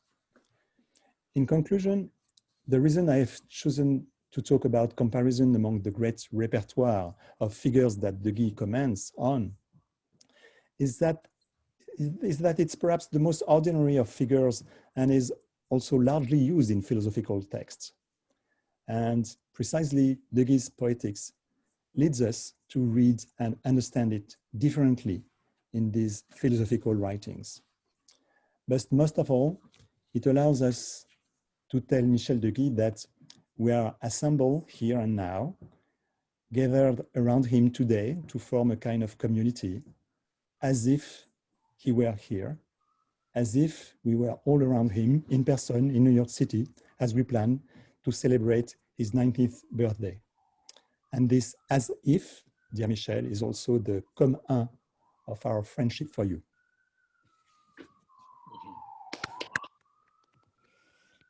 Yes. Wonderful, François. Can everybody hear me okay? Because I had to change earphones, fine, okay. Thanks so much for that, François. And it reminded me of how I wanted to begin also personally with Michel to say that, of course, we all know how much you would have wanted to be here in New York, but I'll also say comically or tragicomically that you'd be surprised at how few of us are actually here in New York, thanks to COVID. You know, that's the advantage of these postage stamps that we've got in front of us, is that we can be anywhere we want, or pretend that we're anywhere. We can déguiser ourselves in those ways. So through the force of the image, the force of the imagination, actually, you're here with us. Oddly enough, too, before I begin saying a few words about the topic, and thinking about the fact that you weren't going to be able to be here in New York, where I am, I picked up my copy of Comme, Comme Ça, the anthology of your poems from 1980 to 2007. And as I expected, as I opened it, to see a dedication from you, but in fact, what you wrote on the inside of it was exemplaire en destruction. And then I started looking. Well, I didn't have to look very far to find out why it was an exemplaire en destruction. Les 2 ou 3 pages où tu as parlé de New York sous le titre de NY manquent. Donc, il n'y a pas New York dans mon exemplaire. Il n'y a pas New York dans mon exemplaire de Comme ci, comme ça. So, right. So, I think what I want to do is, my text is actually brief, but I'll read it slowly because I think I can read it slowly and stay within 10 minutes. Say, to summarize in a way what Deguy's work is for me. Michel Deguy's style, first of all, the moods that he inscribes in each text, the not infrequent humor. I think it's very important always to appreciate Michel's talents as a stand-up comic, as well as the rhetorical flourish. All place Michel's work in the category of what I've called before the sidereal. What is the sidereal? It's first of all the adjective that is made from the verb to siderate, not used very much in English. It's used a lot more in French, sidérer. The Oxford English Dictionary tells us many different things. Among them, that to siderate, I made sure that it did exist in English too before I did this, means, I've never used it really in English before, means to blast or to strike, as with lightning, to afflict with paralysis or other sudden physical disorder. In extended use, to use reference book jargon, to siderate is to seize with sudden fear, amazement, to dumbfound, to bewilder. Michel Deguy has built a career on siderating his reader. For the effect and the result of this sideration, we might turn to the first section of the Analytic of the Sublime, about which Michel gathered a couple of decades ago some of the most important essays on that subject, on the sublime, du sublime. This is Kant, though. Kant writes, section 26, I believe it is, in the Analytic of the Sublime, that the pleasure, this is Kant writing now, the pleasure arises, and this is what I feel in the effect of Michel Deguy's writing. The pleasure arises indirectly, being generated by the feeling, Gefühl, of a momentary inhibition of the vital powers, and the immediately following and all the more powerful outpouring of them. End of quote. The description goes on, but Kant concludes by stating emphatically that the pleasure derives, it deserves, not derives, it deserves, it being the experience of the sublime. The experience of the sublime deserves to be called negative pleasure. And by that, of course, we don't mean negative in the sense of detrimental. It's a recovery of the world of pleasure after a moment of sideration, of awe, shock and awe. Right? This is to be siderated. Michel Deguy has affirmed that he digs at language, as one might fiddle with a wound or pick at a scab. It's a strange violence. There's a strange violence in this image, but it's one that translates a writerly gesture of great intimacy, corporeal intimacy with language, as one curates the body. Like the unhealed wound, the body of words is impossible to be left alone. It must be manipulated. It must be fooled with. My mother used to tell me when I would play around with don't fool with that. Deguy's philosophico-poetic work, in its vastness, his plethoric attempt to captivate the reader, it's a tentacular or medusal effort to create the unforgettable, but from every angle of the compass rose. So that's what I was thinking of when I was thinking of the 90 Degrees of Deguy, not only his 90th year, but also the compass rose, which he's written about, of course, in several texts. Sidereal, as I've already said, it's sidereal. Just as the poet can be thrown into a sublime disarray before the world, so he encapsulates reason's recovery in the work.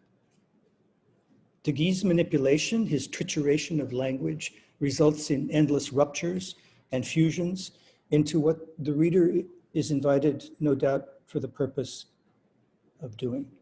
Forger of new metaphors, Deguy knows transformation and applies it to converting impatience with cultural and terrestrial depredations into figures. Blanchot offered a writing of the disaster. Deguy offers a writing out of the disaster. Unheard of formulations are meant to help envision a congenial relation of this species to the dwelling. Some formulations, like his injunction to, quote, stand watch at thresholds to preserve against confusion the edges of disjunction, rhyme with others, like Lyotard on the duty to be vigilant to difference, or to Lévinas's devotion to the face. But other formulations, like this one, my life, and there's no verb in this sentence, so we're invited, I think, to replace it with is, so I'm going to take the license of saying is. My life is the mystery of as, or like, come. These formulations are terribly and uniquely Deguy's. Verticality is the perspective that Michel Deguy adopts with respect to human activity in this astral dwelling. From a position at right angles vis-a-vis the horizon, Deguy has always incarnated the rapid deambulation of the flaneur. Improvising on introspection, here's what he writes about this method in Baudelaire's Pietà, 2012. My translation. I'm a renter in an inherited philosophico-poetic co-op that I call poethical, which is the poet's thinking, a thinking between philosophy and poetry, a space for meditation, or perhaps the levitation in a leap between two peaks. The thing words of philosophy fill with meaning, commonality, provenance, delivery of commonly held poetic experiences, shareable experiences, if you will, that of elevation, for example. Incidentally, commonly held poetic experiences and shareable are all in italics. By elevation, Deguy means, I think, a perspective quite different from that of Baudelaire. Baudelaire, for example, encountering the family of eyes, for example, on the Parisian Boulevard, which is an encounter of horizontality, right? Even an encounter where Baudelaire, the observer, may even be below the horizon of the eyes that stare at him. Quoting Deguy now again from Pietà, one must really, he puts in scare quotes, really let elevation elevate above the world, occupy a bird's eye view or intra-worldly, as if out of this worldly position. So he composes this, this adjective, I guess it's an adjective, but it's adverbially constructed, right? As if out of this worldly position in this world to be of this world. So let me just repeat that. One must occupy a bird's eye view or intra-worldly, as if out of this worldly position in this world to be of this world. I think this is really, I mean, philosophically quite central to what's been going on forever since the beginning, I suppose. I just read it recently in Leibniz, how Leibniz, of course, says that this is impossible for consciousness to take itself as its object. Tarrying at the threshold of the other, tarrying at the threshold of the other, of otherness, resisting the all too rough conjunction of the and, to embrace an as if and. I guess Kant would probably say als ob und, comme et in French. This position, as if and, is the stance prescribed by the indefatigably sidereal poet, inscribed in Deguy's every text, in which figures reverberate as so many, as Char put it, whisperings among the stars. So to conclude, this to my mind, the crux of Deguy's poetical project, a project that seems to me to proceed perhaps the way Kant apparently wanted, that is from aesthetic judgment to moral judgment, on that trajectory from aesthetic judgment to moral judgment. Then on, perhaps one day, if Hannah Arendt was right about Kant anyway, to political judgment, and I think Deguy does this already in his work. This is a noble cause. It's perhaps the noblest cause, and it is a cause that transcends lifetimes. It is a cause that no generation can shirk, and I believe that this is what Deguy has been leaving us with his work. So thank you very much.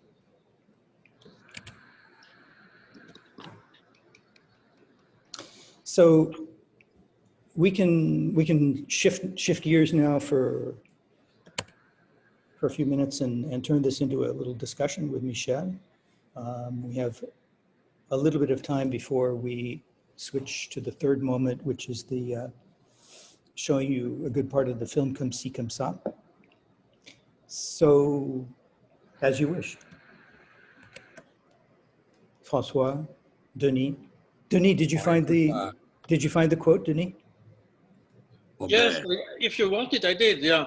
Go for it, Robert. Or Michel, go ahead. Michel, Oui. No, listen to me. One second. Voilà.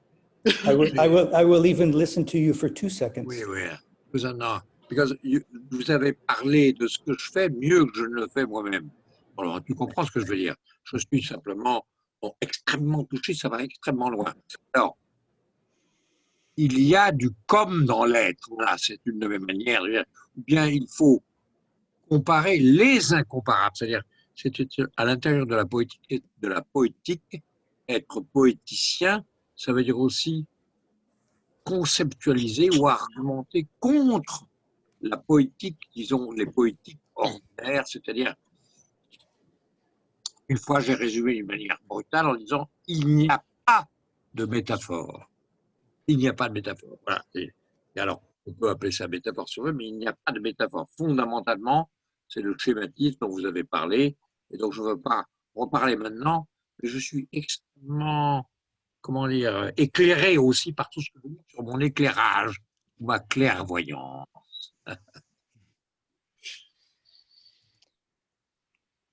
Donc tu dis le contraire de Nietzsche qui dit qu'il n'y a que de la métaphore. Non, c'est la même chose. Il n'y a pas de métaphore, il n'y a que la métaphore, c'est exactement la même chose. Mais oui, bien sûr. Perfect answer. Il y a du comme dans l'être. Hein? Alors là, ça va une grande, énorme discussion Heidegger, et aussi, tu l'as écarté tout à l'heure, mais pourquoi pas, à des considérations wittgensteiniennes. Tout ça est peut-être un peu trop massif pour qu'on en parle maintenant, mais le karma, que j'appelle ma palinodie, est un retour sur des croyants, si tu veux, atteint aussi, s'en prend aussi à bien des heideggerianismes. Hein. Bon, alors là aussi, c'est trop compliqué pour parler, mais le mouvement que j'appelle retour en arrière pour mieux comprendre, met en question aussi des fondamentaux heideggeriens, tout en conservant, etc., etc. Bon, je n'en dis pas plus, tout ça, c'est vraiment un massif philosophie-poésie qui est extrêmement difficile et dans lequel nous sommes tous impliqués, sauf ceux qui ne voudraient plus jamais entendre parler de ce que Heidegger appelle le Gestel, la technoscience, et tout ce qui est en cours aujourd'hui, qui est brutalement, dans un titre à Heidegger, la dévastation de ce qui est. Il nous faut aussi retenir ça de Heidegger. That's all, folks. That's all, folks. Okay. François, or Denis, as you wish. I know how anxious François is to talk about Heidegger, his favorite philosopher. But go ahead, Denis. So I go back to that quotation I couldn't find, which is about, the Michel, the déguisement, le déguisement, et ça se trouve à des pages 143. Et alors voilà. Le moment de l'expérience dont je parle, c'est un fragment très, très important dont le titre est « Ébauche de l'invective ». Et j'aimerais peut-être que Michel dise quelque chose sur ce ton, sur la dimension polémique de son... Alors, Denis, vas-y. Oui, extrêmement important. Ouais. Je n'oublie pas, je crois que c'était une proposition de Fabry. La poésie fait mal. La poésie fait mal. Ça a développé l'épigramme qui est extrêmement importante. D'ailleurs, dans plusieurs de mes bouquins, je mets tout à coup une séquence épigramme. Alors, en renvoyant au châtiment, à tout ce qu'on veut, mais la poésie fait mal. C'est extrêmement important. Pourquoi est-ce qu'elle fait mal? Où est-ce qu'elle attaque? Ça, c'est donc le polémos est là aussi de ce côté-là, et ça, je peux te le dire. Alors, à propos de Du Bellay, je voulais dire simplement, tu l'as indiqué, c'est un livre qui s'appelle Tombeau de Du Bellay, c'est-à-dire qui élève un tombeau à Du Bellay.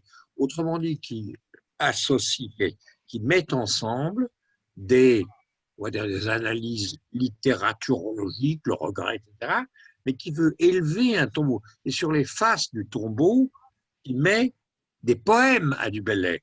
Le premier poème s'appelle Qui, quoi? C'est un poème au destinataire. Il commence, et là où aussi on peut voir comment le poème peut travailler. Il commence par une phrase qui n'a l'air de rien, qui dit ceci: il y a longtemps que tu n'existes pas. Ce qui est un petit décalage par rapport à une, disons, une grammaticalité ordinaire de la langue. On s'attend à ce qu'il y a longtemps que tu n'existes plus. Il y a longtemps que tu n'existes pas, et le tu, ça peut être Dieu, la poésie, du Bellay, il y a longtemps que tu n'existes pas, Dieu, il y a longtemps que tu n'existes pas, il y a longtemps que tu n'existes pas. Et ça, je cite ça parce que c'est une des manières, au fond, du poème, dans une phrase extrêmement simple et familière, de faire entendre une possibilité légèrement, très légèrement agrammaticale, mais qui fait, il y a longtemps que tu n'existes pas. Quoi? Qui n'existe pas, Dieu, poésie, etc., etc. Il y a longtemps que tu l'es. Il y a longtemps que tu n'existes pas.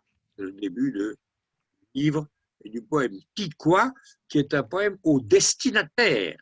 Un poème au destinataire, on peut atteindre aussi, je l'ai dit un instant, en lui faisant mal. Ça, c'est le côté épigraphe.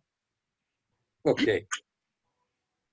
Écoute, je reviens, puisque tu mentionnes ce poème initial, ce qui est très beau également, c'est ces vers que je vais lire, toujours à la seconde personne.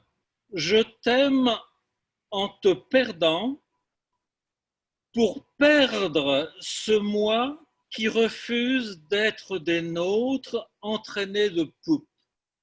Et un des motifs, disons, qui m'a hanté au cours de ma relecture, c'est cette expression « ce moi qui refuse d'être des nôtres ».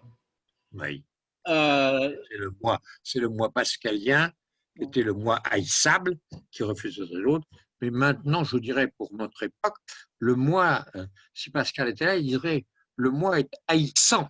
Nous sommes entrés dans la haine. Le moi est haïssable, ça c'est une formule du XVIIe siècle. Le moi est haïssant.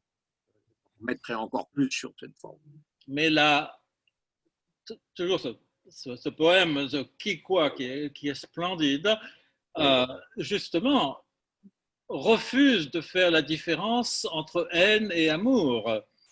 Je t'aime à haine, tu dis. Oui, hein? t'aime à haine. Hein, c'est presque comme des initiales. Oui, oui. M-A-N. Hein? Oui.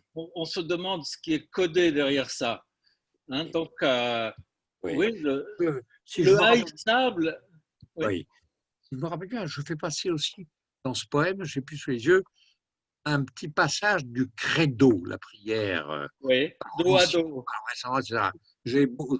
Je confesse à Dieu, j'ai beaucoup péché par omission, par là, et j'ai glissé là-dedans un morceau du Confiteor. Oui, oui. Provenance chrétienne, bien entendu. Laissez-moi juste revenir, puisque je ne l'avais pas tout à l'heure, cette réapparition du déguisement. Donc, c'est page 143 dans ce fragment qui s'appelle « Ébauche de l'invective ». Alors, le tout qui est ici se donne soudain comme égal à la vie. Dans un plateau de balance, de l'autre côté du fléau, comme, il y a le terme vie qui apparaît comme égal à cela. Mais nous le disons à l'envers. Ce laps de sourire, de bruit d'assiette, d'attente, le moment où Marie traverse à l'improviste le bureau, déguisée en déguisée. Déguisée en déguisée. Alors, je vais commenter ça. Dans le fond, déguisé, qu'est-ce que c'est c'est perdre sa guise. Hein? Un mot de réponse, Michel, parce qu'il faut lancer le film. Ouais, alors, je dis rien. Alors, guise, ça renvoie aussi pour moi toujours à Weise, l'allemand Weise, en guise Weise. Yeah. Et donc, on a fini. Eh bien, Bon. vous voyez, une Merci. réponse sidérante, comme j'ai dit. Merci, Michel, pour ta Okay, réponse. Oui. I think it's time to perhaps to launch the movie. So it's an avant-première, a film on Michel Deguy, directed by Marie-Claude Treilhou. We will watch 30 minutes of this movie and then it will be commented by our guests.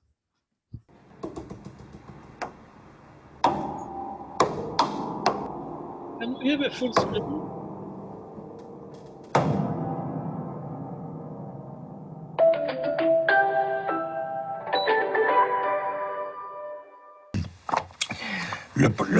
La question, si vous voulez, c'est la poésie aujourd'hui. Que faire avec des... Il y a toute une tradition qui est là, qui doit être non pas récitée, expliquée, c'est le travail normal aussi de l'universitaire de la lecture, mais être reprise en compte et reversée au temps présent. Comment le faire? Comment changer, modifier une ballade qui évidemment est très connue et qui est ici modifiée mot à mot très soigneusement. Donc ça donc... La lecture et le commentaire pourraient en être faites, mais l'idée fondamentale, c'est que là, les poèmes qui sont apportés jusqu'à nous, qu'en faire aujourd'hui?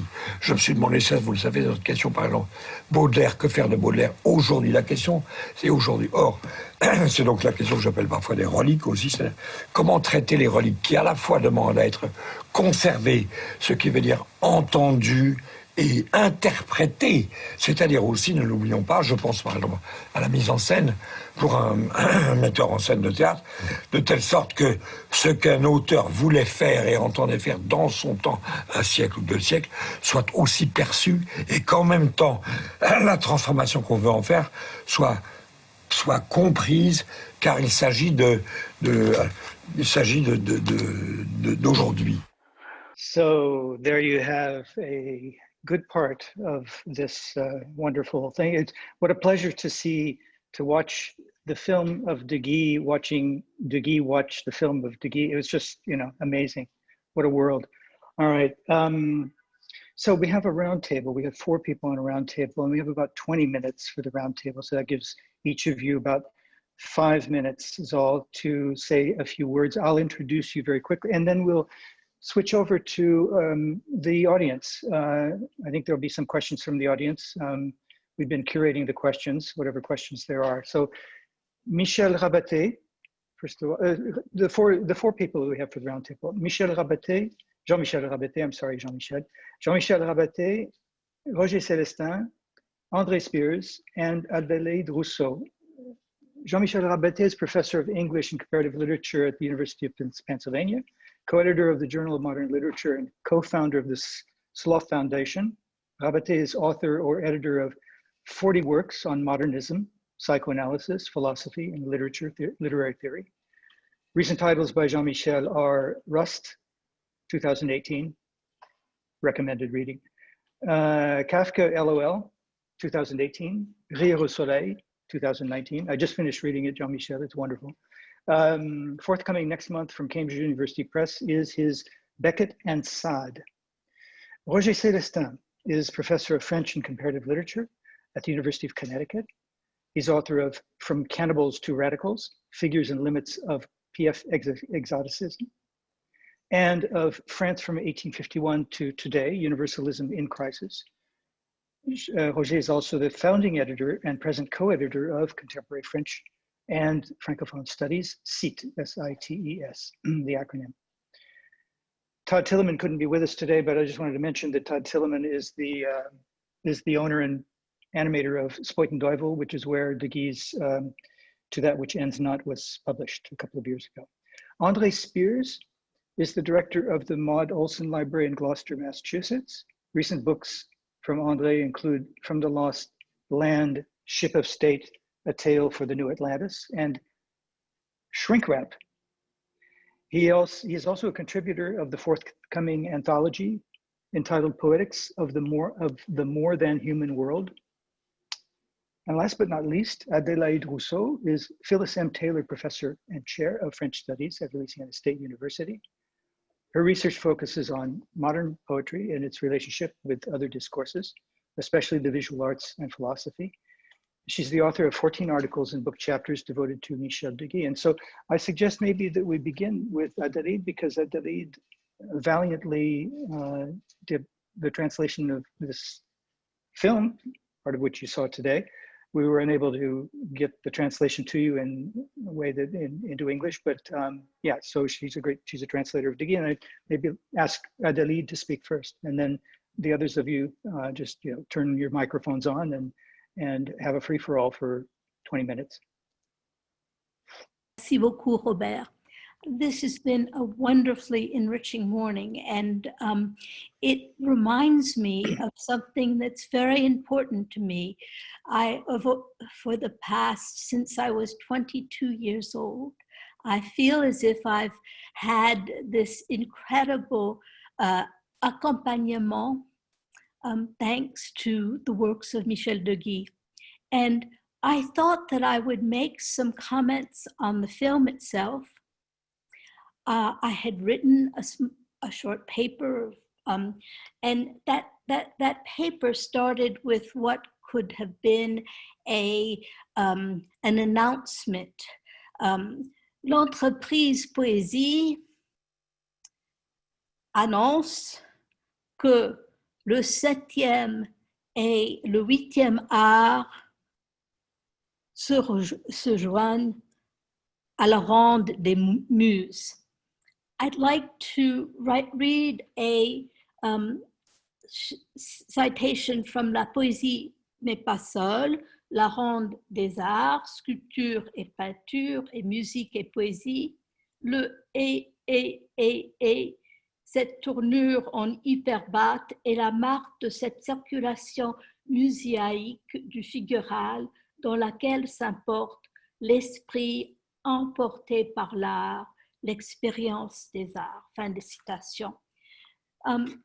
When I tried to make this advertisement that could be placed in a newspaper that the company Poésie had been joined by 2 other arts, it made me very aware of, in watching this film, how important film is to Deguy, from his references to Orson Welles in La Chirurgie Esthétique, or the remake USA film in Arrêt Fréquente.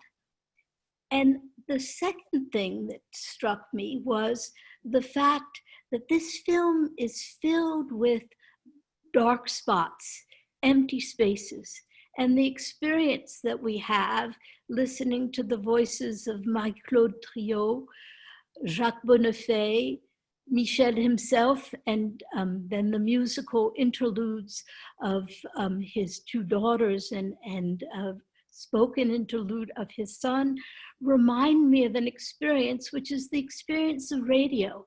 And I think that in the same way that Jacques Neff underscored the importance of considering poésie as an element in Michel's entire work, and if you look at a issue that goes back to 2016 in Roger Célestin's journal, Jacques Neff has published that particular article.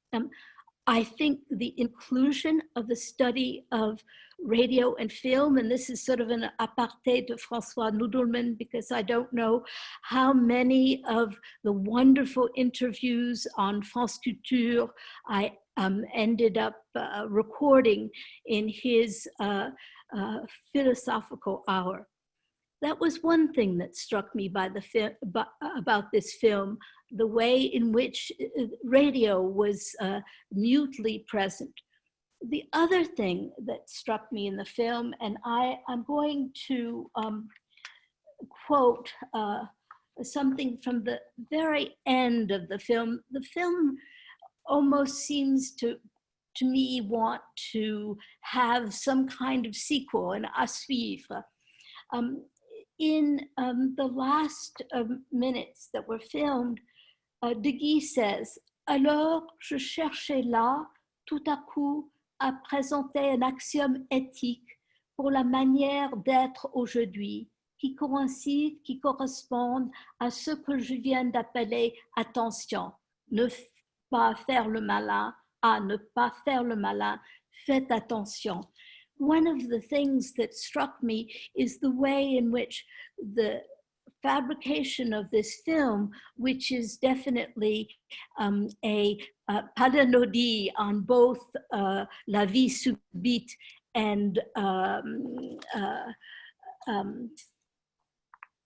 L'Envergure des Comparses, a continuation and a sort of mise en relief, is the number of phrases, moments of attention, axioms that Deguy sets forth in this this film.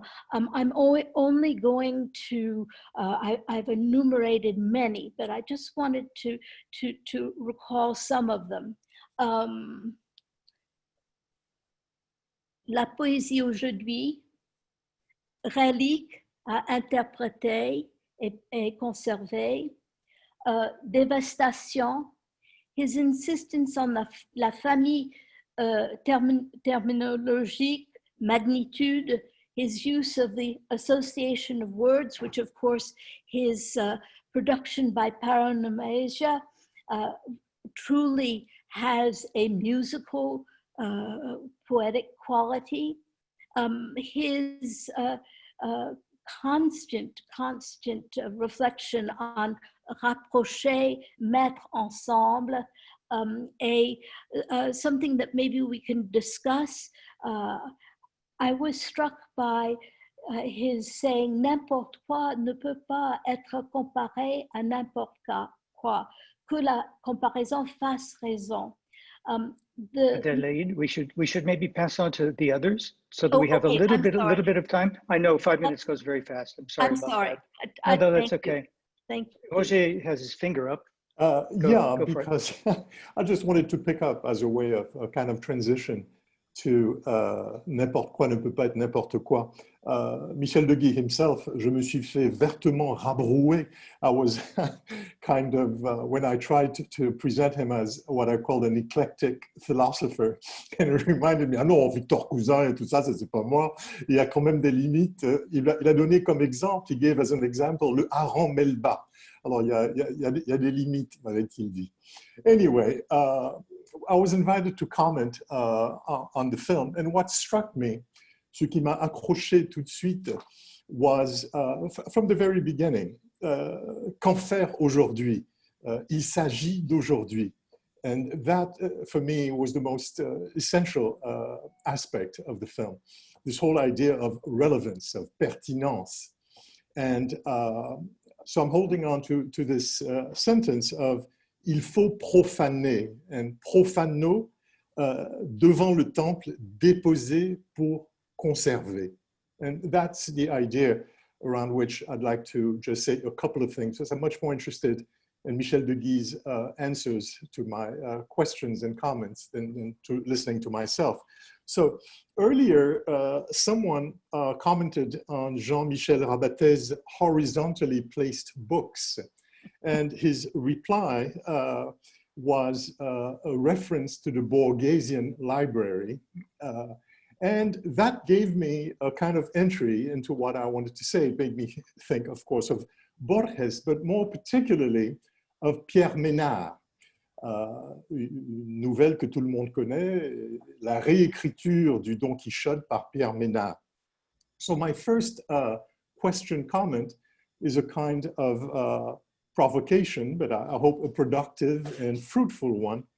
And it would be something like this, that isn't poetry just like what Borges is implying in Pierre Menard, isn't it already contemporary and relevant and pertinent? And in a way, it would make the profano unnecessary. You see what I mean? That it's kind of provocation. Pourquoi profaner si la poésie est déjà pertinente? Of course, the question of translation would remain. All right, that's the first thing. I hope it's clear. The second thing is, and that's a more direct and contemporary question, and I think it's not irrelevant that a poet, Louise Gluck, just got the Nobel, right? Poetry remains absolutely relevant today if we consider the Nobel Prize as a sign of that. Anyway, the question is d'actualité. The whole debate around la panthéonisation de Rimbaud-Verlaine, there's a whole debate around that. And I'm wondering whether this is not a good way to illustrate this idea of profano and how to make things relevant for a new generation. I hope that's clear. Est-ce que c'est clair, Michel Deguy, ce que je vous propose là? Je ne sais pas s'il m'entend. Michel, est-ce que tu as entendu Roger qui te posait une question là? Oui. Oui. Attends, je ne vais pas commenter beaucoup là-dessus. Non. La panthéonade est une horreur. Panthéonade est une horreur. Alors, j'ai co-signé un texte avec Alain Borère. Oui. Heureusement, Villepin a mis le poids dans le monde. Cette idée de taxer ces deux poètes, c'était simplement, il faut faire attention à ça, c'est une idée pour désinstitutionnaliser le Panthéon. C'est donc une attaque directe contre ce qu'on appelle encore la République. Donc je suis à fond, on ne peut pas être plus à fond contre la pantalonnade de la panthéonade. Rimbaud, Verlaine n'ont rien à faire là-dedans pour que restent les, je ne sais pas quoi, Marie Curie ou bien... voilà. Il ne faut pas désinstitutionnaliser. Continue here. I agree completely with Roger's remarks about profaner and the reminder of Louise Gluck getting the Nobel Prize today, which is an interesting coincidence. And oui, vous avez entendu, Louise Gluck a été publiée par la revue Poésie, d'abord et avant tout le monde, il y a 10 ans, 15 ans, je ne sais plus très bien. C'est une belle occasion pour nous. On n'a pas parlé de la revue Poésie, qui est un truc énorme, c'est une des plus belles revues d'Europe, et on commence à s'en apercevoir. Et nous sommes flattés, ça a été relevé par pas mal de journaux aujourd'hui, que Louise Gluck a été publiée d'abord par Poésie et par Europe, je crois qu'elle avait publié. Bon, voilà, c'est tout. Important de le rappeler, effectivement. What I wanted to add simply here is how I fully endorse this program of profaner.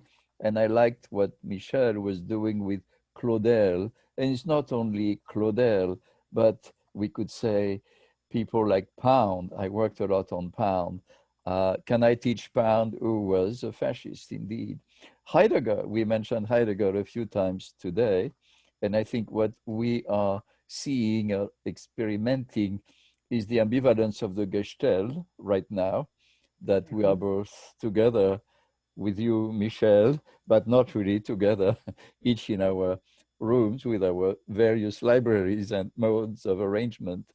And I wanted simply, and this is my take, that when I teach in the US, I insist that it's not because Heidegger had been a Nazi that we shouldn't read him. It's not because Claudel was an unbearable human being that we shouldn't read him, and so on, or Céline for that matter. Which sends me back to one point I'd like to make, going back to Michel Deguy's eminence and paradox today. I feel, and it's a little like what Derrida was saying about Joyce, that you cannot say anything about Joyce that he hasn't said himself. I feel that a little bit with Michel Deguy's poetry, that he has in advance commented it. Why? Because, and this is what he taught me, and in my case, I like simply to be the witness to a very, very ancient moment, which is when I discovered his work, I have to say, with a good mediator, my teacher then in the lycée in Bordeaux, Philippe Lacoudabart, and it was ouï dire. In 1966, I want to insist on that date because it's the date when Lacan published Écrit, Michel Foucault, Les mots et les choses, and there was this little plaquette in Gallimard. Lacoudabart, I don't know whether you had met then, who was full of admiration for the work of Michel Deguy, who was a little older and paved the way to what? What was it? This idea that poetry thinks. What I owe particularly to ouï dire, and it was crucial for me at the time, being both Germanist and Anglicist, was that I had this naive impression that English language poetry was not thinking very much. Or I naively took Williams' idea, no ideas but in things, as a sort of empiricist statement. What I owe to that poem, and held by Lacoudabart, rereading it later, and actually I discussed it as well with Jacques Derrida in a funny coincidence that we had both quoted the title ouï dire about Joyce. I could return to that. But it's in that poem that I discovered the reference to Williams' saxifrage. You mentioned, you quote saxifrage, and comes from Williams' famous poem that I didn't know then, and I discovered almost at the same time. It's called a sort of a song. Let the writing be of words, slow and quick, sharp to strike, quiet to wait, sleepless, through metaphor to reconcile the people and the stones. It's a little what we heard earlier with François Noudelmann, the Comme, through metaphor. Of course, here it is metaphor, but we know that William didn't really use metaphors. Compose, no ideas, but in things, invent. Saxifrage is my flower that splits the rocks. I owe to Michel Deguy's little book then to have discovered that, and Hopkins at the same time, which reminded me that poetry thinks, also in English. It does. Sorry to interject, Jean-Michel. Saxifrage was important as well for Char, right? André, would you like to interject something? You've been. There you are. You're on. Sure. Go for it. Thank you for inviting me, you and François. Thank you also for all the great work of all of you on the great poet. Also, Robert, I really like your notion of the sidereal and siderate, sidéré, because you know it also, the sidereal also relates to the stars in the heaven. That is what brought me to Deguy.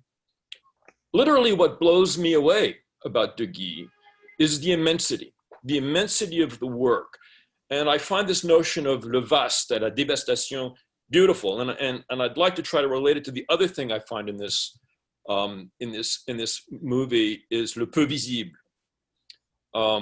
What is the relation of those two things? When I say that I'm attracted to the immense, I'm blown away, literally sidéré by the immensity of the work. It's not simply that Deguy's work is immense in terms of all these books, all these poems that keep overlapping each other and sort of self-generating, but also certainly the immensity of the Revue Poésie. Put that together and you have something that's just, like I say, it's mind-blowing. And I'm coming from the American poet Elson, who also, I mean, this is a rapprochement that I think first started to intrigue me. Both of these poets have a vision of poetry as being immensely important. I think it works very differently in the two poets, but there is that will that will for poetry to be writ large in the consciousness of the world. Then there's this notion then, bon, there is this immense effort, this immense energy, this immense production, and its purpose then is to render visible le peu visible, the barely visible. And this is I think, the source of a certain angst, for me at least. Let me quote from this movie. Quel est ce peu visible qui n'a pas besoin des instruments technologiques de la visualisation pour accéder à ce qui est? Quelle est la chose? Voilà le problème. He also writes similarly, I found this interesting, in La vie subite, the first text in La poétique, he writes of Michel Leiris, and he's comparing himself to Leiris. Michel Leiris écrivit: le but assigné de la poésie, restituer au moyen des mots certains états intenses concrètement éprouvés. And then he says, pas pour moi. So he's not about, lifting the mind to a higher consciousness. Je vais dans l'autre direction. Il s'agit de faire écouter, voir à beaucoup la beauté du monde qu'il y a. Let me complete this. It's a beautiful paragraph. Et plus rigoureusement, l'attachement à la relation du monde et de la terre en langage des langues, dans ce temps de mutation que la déterrestration et l'extraterrestration accaparent. Faire un tour de Babel dans son état inquiétant. I would like Michel to comment on that line. Faire un tour de Babel dans son état inquiétant.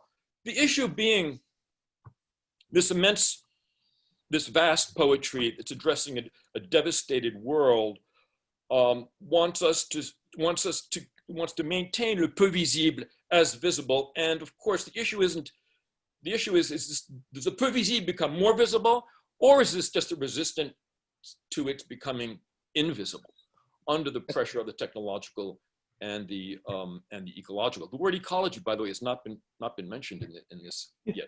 It has not. It has not. I confess. Well, that's hilarious. I confess first guilt.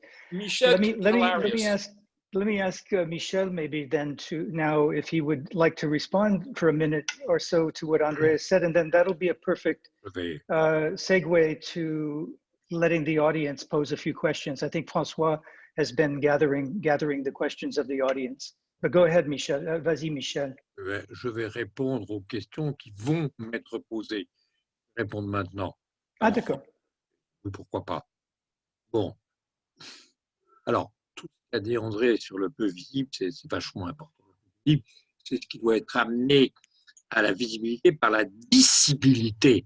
Autrement dit, pas par la visualisation techno, puisque maintenant, c'est pas parce que je me mets un appareil 3D, 5G, je ne sais plus, sur les yeux que je vais enfin accéder à ce qui est. Bon, ça, c'est la voie d'aujourd'hui, si vous voulez, que je ne prends pas.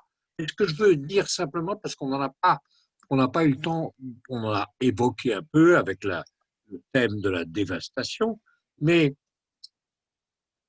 un mot sur écologie et poésie, puisque ça devait, et ça fait partie de cet entretien, de cette discussion. Ce qui me motive actuellement dans la peur, appelons ça comme ça, c'est le trop tard où nous sommes. C'est-à-dire, une de mes affirmations, si vous voulez, enfin, bon, c'est que tout ce qui a lieu depuis un siècle est sans précédent. Le caractère sans précédent, c'est-à-dire Hiroshima, l'extermination des Juifs d'Europe, et la liste serait longue. Ce qui caractérise ce temps, entre parenthèses, une fois j'ai posé une question qui est la question de l'art poétique, et aussi un peu étrange en français. Quand sommes-nous? Quand sommes-nous? When are we? Quand sommes-nous? Tiens, mais c'est pas une manière de parler, mais quand sommes-nous? Nous sommes dans le trop tard. Sommes-nous irrémédiablement dans le trop tard? Je n'ai pas non plus le temps maintenant de faire allusion à Stigler, que j'aime beaucoup. On est en train de faire un volume avec Jean-Luc Francis sur Stigler. Bon. Au fond, son désespoir à lui, c'est la fin d'une espérance. C'est-à-dire, nous sommes peut-être dans le trop tard. C'est l'écologie, la situation. Et qu'est-ce qui pourrait répondre à ce sans doute trop tard, sinon tout ce que nous avons évoqué tout l'après-midi de poétique, c'est-à-dire ouvrir du possible par appelons ça les arts, possible par la possibilité ouverte. C'est au fond, c'est ça que fait, disons, la comparaison et tout ça, ça veut dire ouvrir un possible. Alors, ouvrir le possible, est-ce encore possible? Bien, sommes-nous, et c'est le thème de l'écologie aujourd'hui, c'est pourquoi je suis un écologiste radical. Je pense que quoi que nous fassions aujourd'hui dans le monde, hein, parlons du monde géopolitique aujourd'hui, c'est-à-dire que quoi que nous fassions, la fin des espèces, etc., je ne vais pas faire le récit, tout le monde sait que c'est sans doute trop tard. Il y avait une espérance chez Stigler qui était, c'est peut-être pas trop tard si on en vient à la poétique, c'est-à-dire à l'ouverture de possible dans le langage, mais c'est peut-être trop tard. Donc voilà, je termine là-dessus pour avoir effleuré le terme écologie. La radicalité de l'écologie qui prend acte trop tard, qu'est-ce que ça veut dire ça? Qui prend acte du trop tard, du sans doute trop tard, peut-elle encore, et c'était l'espérance, si on veut appeler ça comme ça, vertu théologale, mais enfin disons alors l'espoir et l'espérance de quelqu'un comme Bernard Stiegler, de peut-être arriver par, je n'évoque pas, et ce que j'ai trouvé un événement vraiment une tristesse absolue, il a décidé de mettre fin à ses jours, comme si il avait lui aussi perdu l'espoir d'un possible pas trop tard. Bon, je m'arrête là, c'était pour effleurer le thème écologie et poésie. Il y a l'écologie radicale d'une part et quelque chose que j'appelle ici la poétique ou la poésie, qui veut dire les arts, la beauté du monde, etc., etc. Est-ce qu'il est encore temps pour faire une ouverture possible au possible? I was saying that I think this is probably a good transition moment towards the closing. It's the closing of something that is, of course, completely open and always open, because there aren't any questions from the public. The public has been listening. A public of somewhere around 40, 45 people has been listening completely sidéré by this entire thing. So we'll be closing on time, which is kind of, very North American. I'll even claim it for the United Statesians so that I don't go blaming Canadians for being this punctual. I want to protect my good friend, Christopher, from any bad things that United Statesians do. We do enough of those things as it is. And François, I'm going to pass the baton, le témoin, to you for the last word. Juste pour remercier chacun, je pense que les interventions étaient à la fois de grande qualité et aussi de grande intensité, parce que nous tenions absolument à être là pour cet anniversaire qui n'a pas pu se faire en présence, mais en tout cas, voilà, le cœur y est. Et Michel, donc, nous vous souhaitons un beau 90e anniversaire. Nous sommes tous là à vous lire.